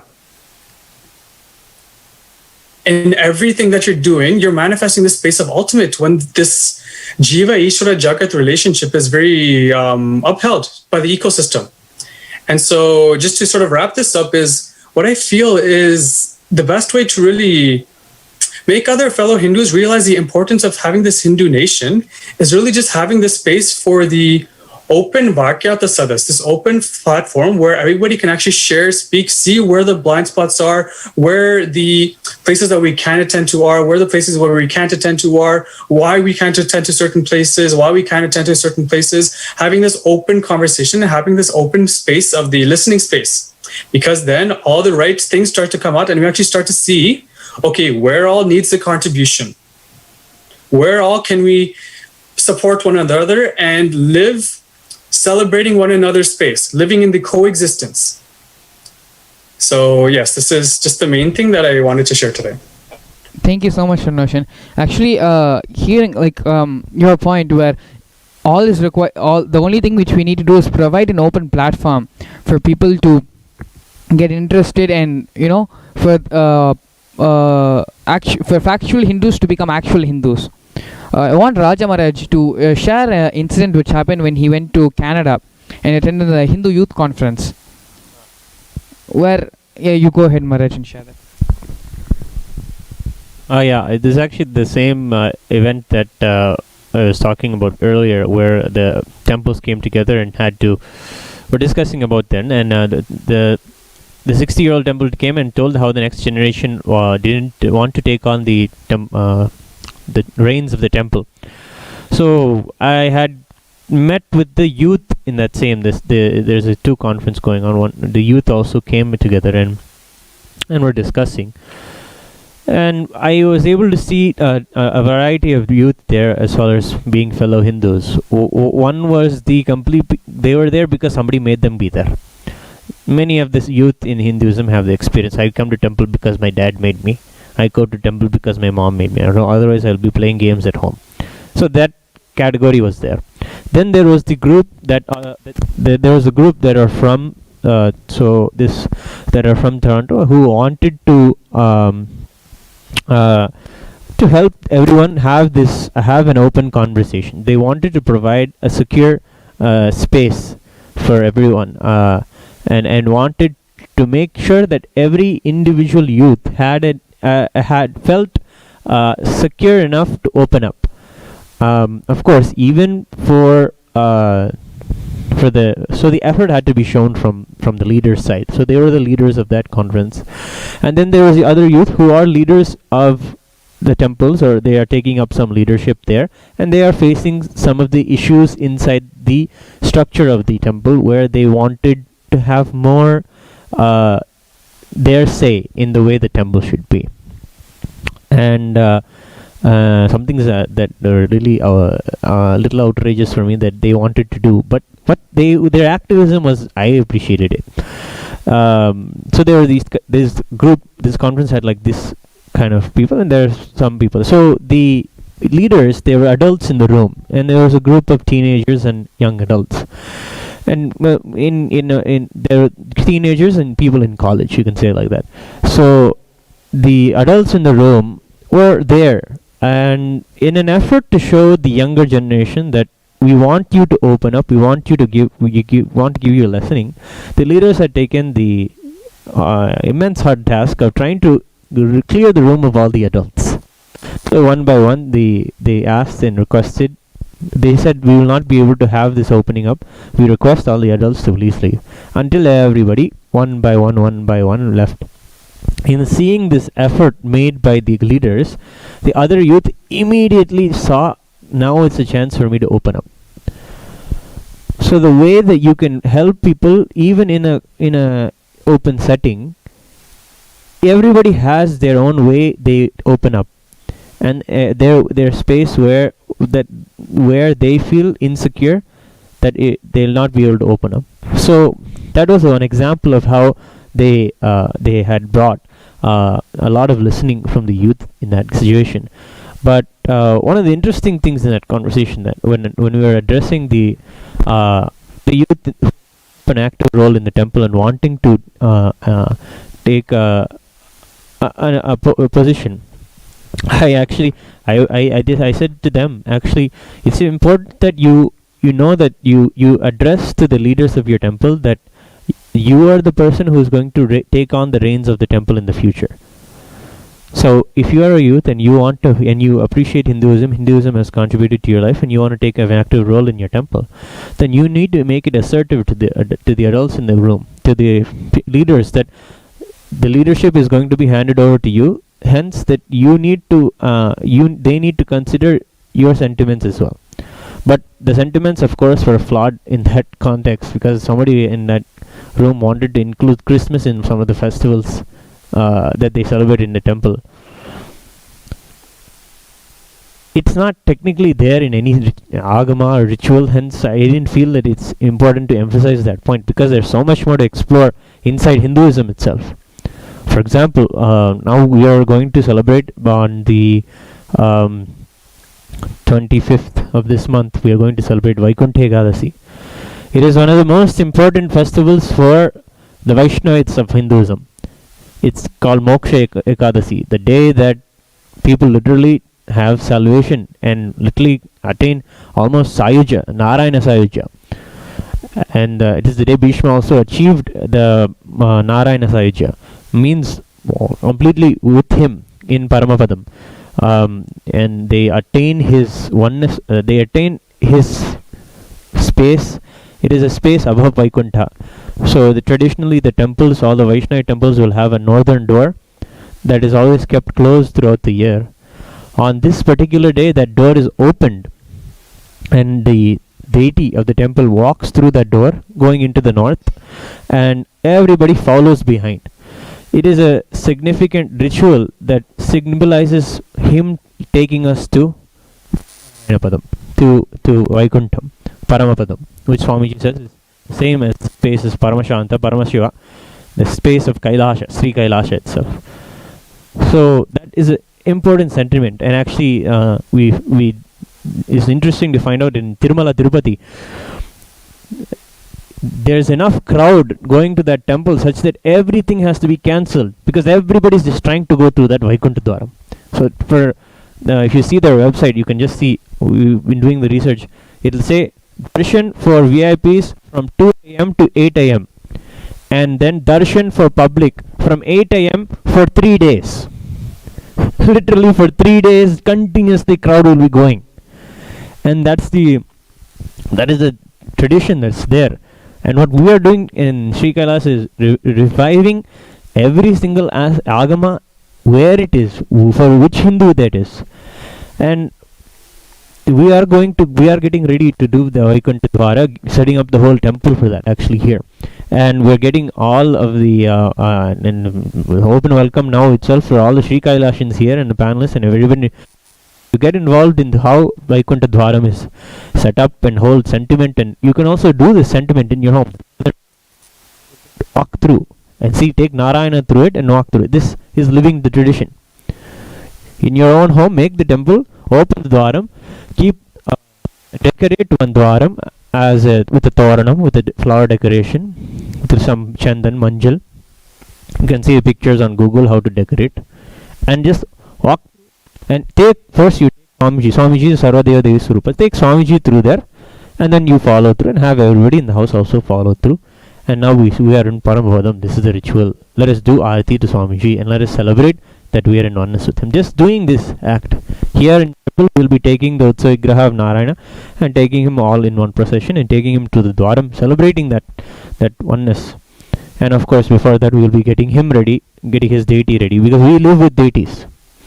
We live with deities. That's the reality for us, and that is how we need to promote Hinduism for our fellow Hindus. The deities are a living thing for us. So he is there.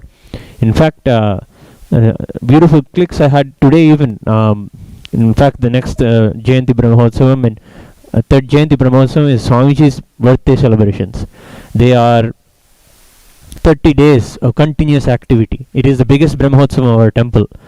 Of the 12 Brahmotsavams, Swamiji's Jayanti Brahmotsavam is the biggest Brahmotsavam. He is a living avatar. Why not?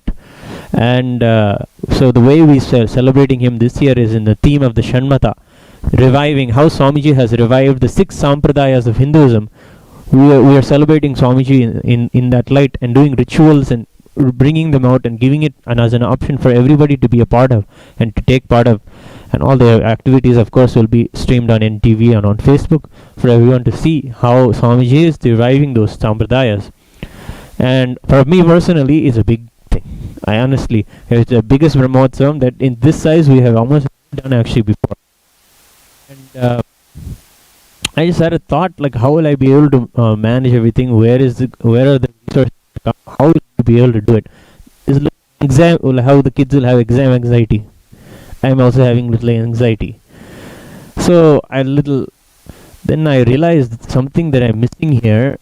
Actually, when it came to me doing any ritual where I thought I'll not be able to make it, something why I miss, I realized always that the deity came in, and the deity was the one actually who held my hand and made it happen. And at the end of the thing, I don't have anything to be afraid of. I know that if I just conquer this anxiety, it'll be worth having to go through everything, because that's the only thing stopping us from celebrating. So in the same way, today morning I thought, when I was doing the Tuma Seva, I had a beautiful revelation that when I was offering that, we offer that Mangalam Kalparukshaya, Mangalam Jnanadayine, Nityanandeshwaraya Mangalam. Those are the times I just thought, look, you are really there. You have proved many times to me. I have forgotten also many times that you are there. The Nityanandeshwaraya or Paramashiva here and Parashakti. So I've forgotten so many times that you are there. Now, let me at least now remember, yes, you are there. And the thought came into me, okay, you will only take me through this, you will only guide me through this, you are only going to be there. Make it happen through. And it is these tiny sentiments, these tiny thoughts that make such an impact in your life and transform you and make you feel like everything is possible. Anything is possible.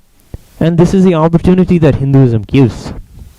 And to keep this alive and keep this going is something that we can definitely share with our fellow Hindus. This is, as Muralidhar was saying, this is the meaning of it all. This is where the depth comes from. As we are all coming out, this is where it is. And if we give the same understanding to the youth that they are really there, the deities are really there, let us worship them. Let us celebrate their life. Let us celebrate their existence in our life. Again and again reminding that. Why do we do rituals? It is not for them. We are not doing any favor for them. We are doing only a reminder to ourselves they are really there. Let us rejoice and remember that. Let us celebrate that and not forget that. That's what I wanted to add. If it has gone somewhere, but this is what I wanted to do. Thank you.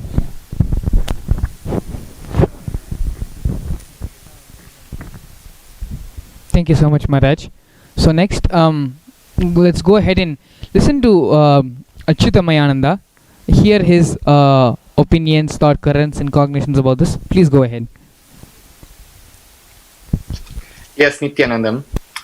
So, just wanting to repeat again how important it is to keep Hinduism alive and not just preserved, because the benefits, the contributions of Hinduism is having it as a lifestyle, having it as something that is continuously contributing. And if it's preserved, it's almost like putting it away and not being active, not flowing, and it also leads it to die out, or at least not be as strong as it can be. So it is very necessary to keep it alive, because it is so rich and filled with cosmic principles, the cosmic principles that apply to all living beings, to the whole cosmos itself. And in following, or in having this as a lifestyle, it really brings a solution to just about anything. It's a conflict-free lifestyle that we must embrace and keep alive. And so, in regarding what we can do to keep this alive, what seems like is most important is, or the where we can start from is, each individual needs to start within themselves, and this is basically declaring integrity, basically continuously declaring integrity to the master, to the guru, and from this we can continuously make life positive decisions, have a lifestyle that is continuously getting us closer to manifesting manifesting Sri Kailasa. And in declaring this integrity, another very important thing, each one to be organized, as Swamiji has says, the gods live organized. We must come to organize ourselves, and from this organization, everything becomes efficient. Everything will just flow. Everything will come. Everything will be integrated. It'll be easy for everyone to come and join if we all decide to organize ourselves. It could start from organizing yourself individually, yourself in your house, yourself in even in your own mind, the way you have the thought patterns, and of course getting organized as an organization within your local temple, local sangha, getting communication with the local sangha and see what it is that you can do. There are so many things that can be done regarding the legitimacy of Kailasa, which is all the legalities and creating entities, and also with starting the digital nation with so many things. It's actually it almost seems like it's too much for us to handle, or we need there's so much that everybody could do. So if we're able to also as manifest these through the principle that we are super consciousness, as Swamiji has recently said, have the first principle be super consciousness. And then from this principle, whatever we declare, once we declare our integrity and we're able to realize ourselves as super consciousness, we can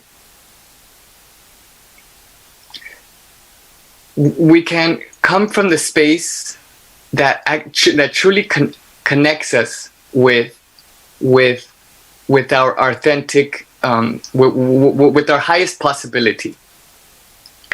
And the super consciousness it'll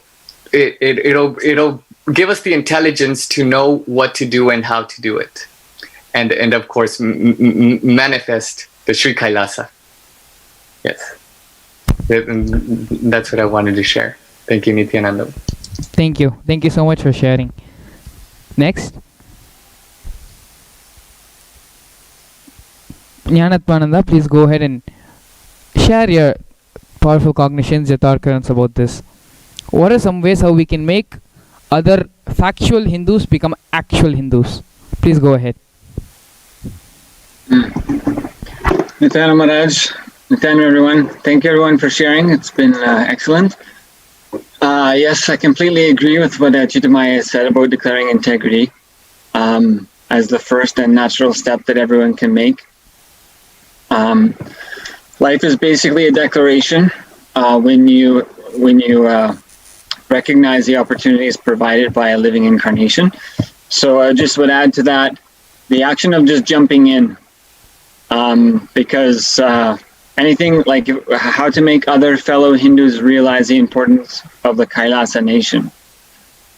So if you're watching the program and you want a solution, you just declare your integrity to Swamiji, and just jump in and get involved. That will take care of everything. Aside from that, we have we're as Achutamaya also mentioned, various groups are meeting several times per day through many different locations. We also have a group on facebook.com/Sena Nithyananda. You can message there or join there. We're meeting there. And other than that, for how to make other fellow Hindus realize the importance of the Kailasa nation. So that's the thing is how to make others. So what we, Kailasa nation is basically consciousness. So instead of consciousness manifesting through humanity in terms of destruction and competition, survival of the fittest, and grabbing what I need for myself so that others don't take it and I get destroyed, which is kind of the fear-based civilizations that humanity manifests when we ignore consciousness. So really what we need to be looking at is that I'm eternal and I can never be destroyed, and so my opportunity is to radiate that to others. So basically life is an opportunity to give to others. Life is an opportunity to enrich others, to enrich society. So we look at others as an opportunity to share and give and grow, instead of an opportunity of like what I need to protect and what I can take. So if we approach other Hindus in the way of listening, so it's like in the sense of it's not even making, we're not making, it's not even making or forcing, or it's not making other people to do things. That's not, like Swamiji doesn't do that.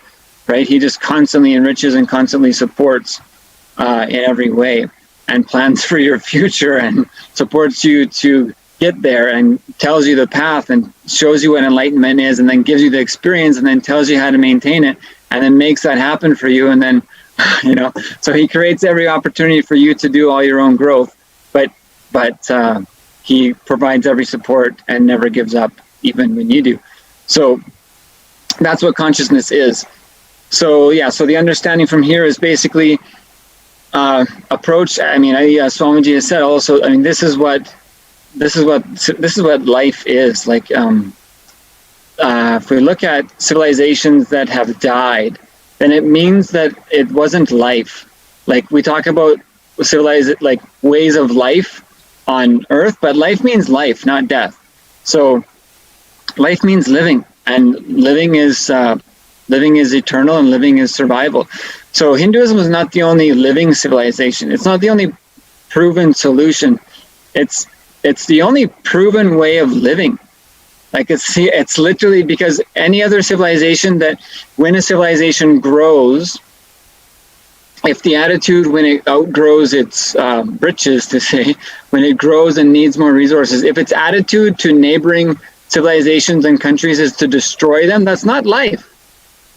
It's actually not life. So Hinduism is not just the only proven living way of living on Earth. It's literally the only proven way of life. So that's actually an important concept. So that's what we need to recognize. When we recognize that it's actually a manifestation of existence, then we recognize the need for that.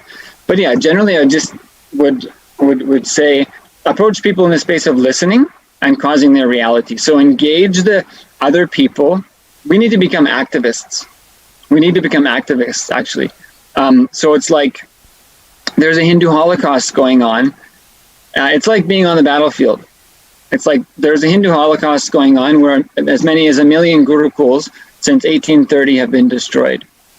And actually there was a story in the news just this week of $14,000 in gold that was taken by force from a temple during renovations to be deposited into government banks.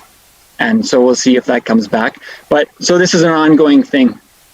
So there's this war going on of destruction of Hinduism, as was mentioned earlier in the Smekarasaras, that it's not an option. This emergency is not an option. It's something that needs to happen. And so it's like this Holocaust, this war is going on, and Hindus are like maybe reluctant warriors on the battlefield. And it's like the Hindus are, it's like when you're on the battlefield, you can't be crawling as a reluctant warrior.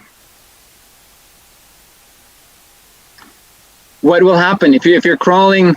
You know, if you're dragging yourself on the ground by your fingernails on the battleground, what will happen? So we see what has happened. You can find the Documenting Crimes Against Hinduism Facebook page. You can find the No Conversion tag on Twitter and Facebook. Spend a few moments there and find out. Or you can go to the nithyanandatruth.org page and find out the Holocaust against Swamiji. So those kind of factoids are abundant and are there. But the thing is, how does a Hindu respond? And if we're standing on the battlefield, crawling along, then what's going to happen? So actually, we need to stand up and mobilize ourselves and mobilize others.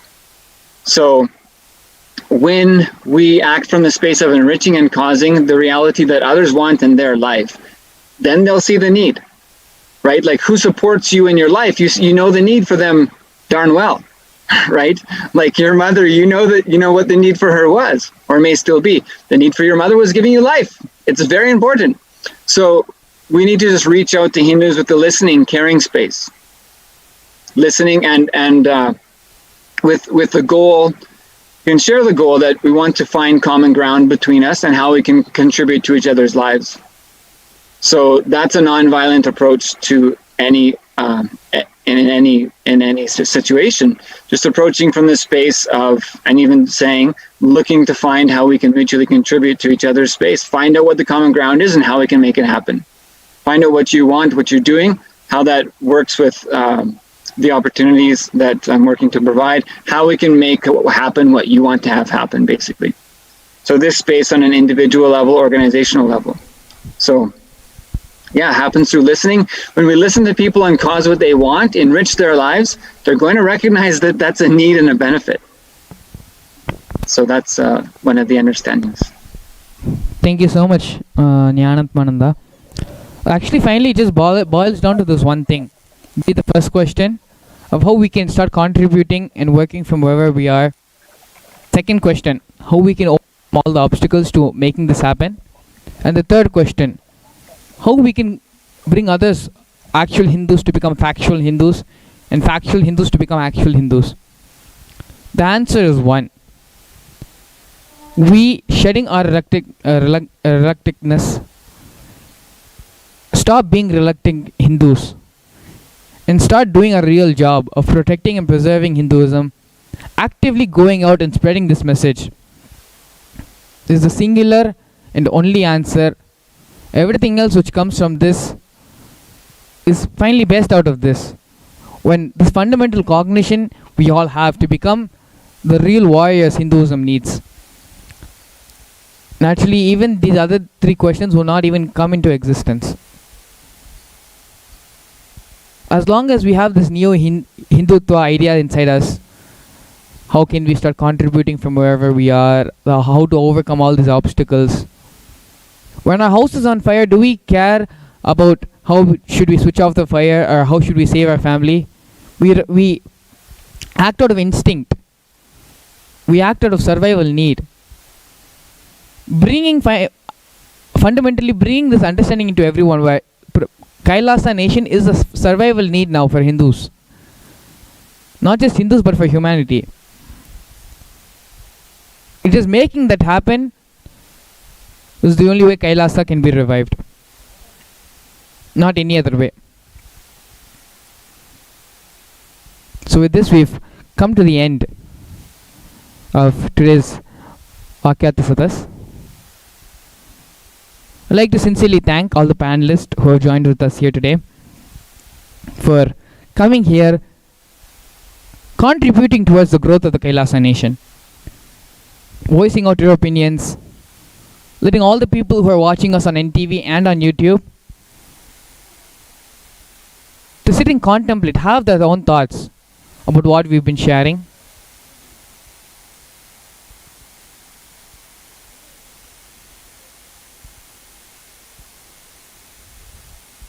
Finally, it just boils down to this one thing.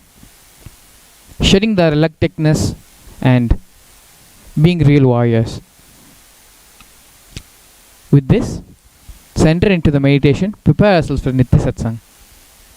Please sit straight with your head, neck and spine in a straight line. Close your eyes and bring your awareness into your Ananda Gandha.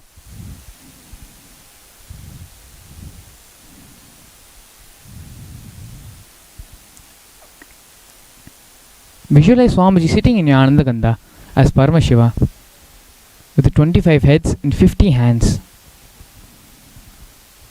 Now, allowing this mantra to vibrate throughout your entire body, start chanting the Mahavakya Om Nithyananda Paramashivoham. Om Nithyananda Paramashivoham. Om Nithyananda Paramashivoham.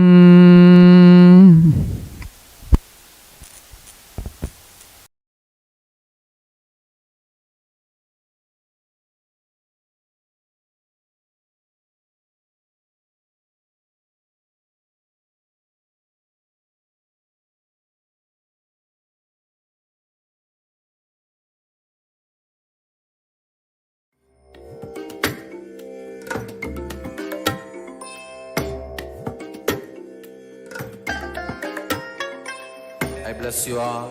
Let you all open all your three eyes and manifest the powers of Mahasannidhanam. Om Nithyananda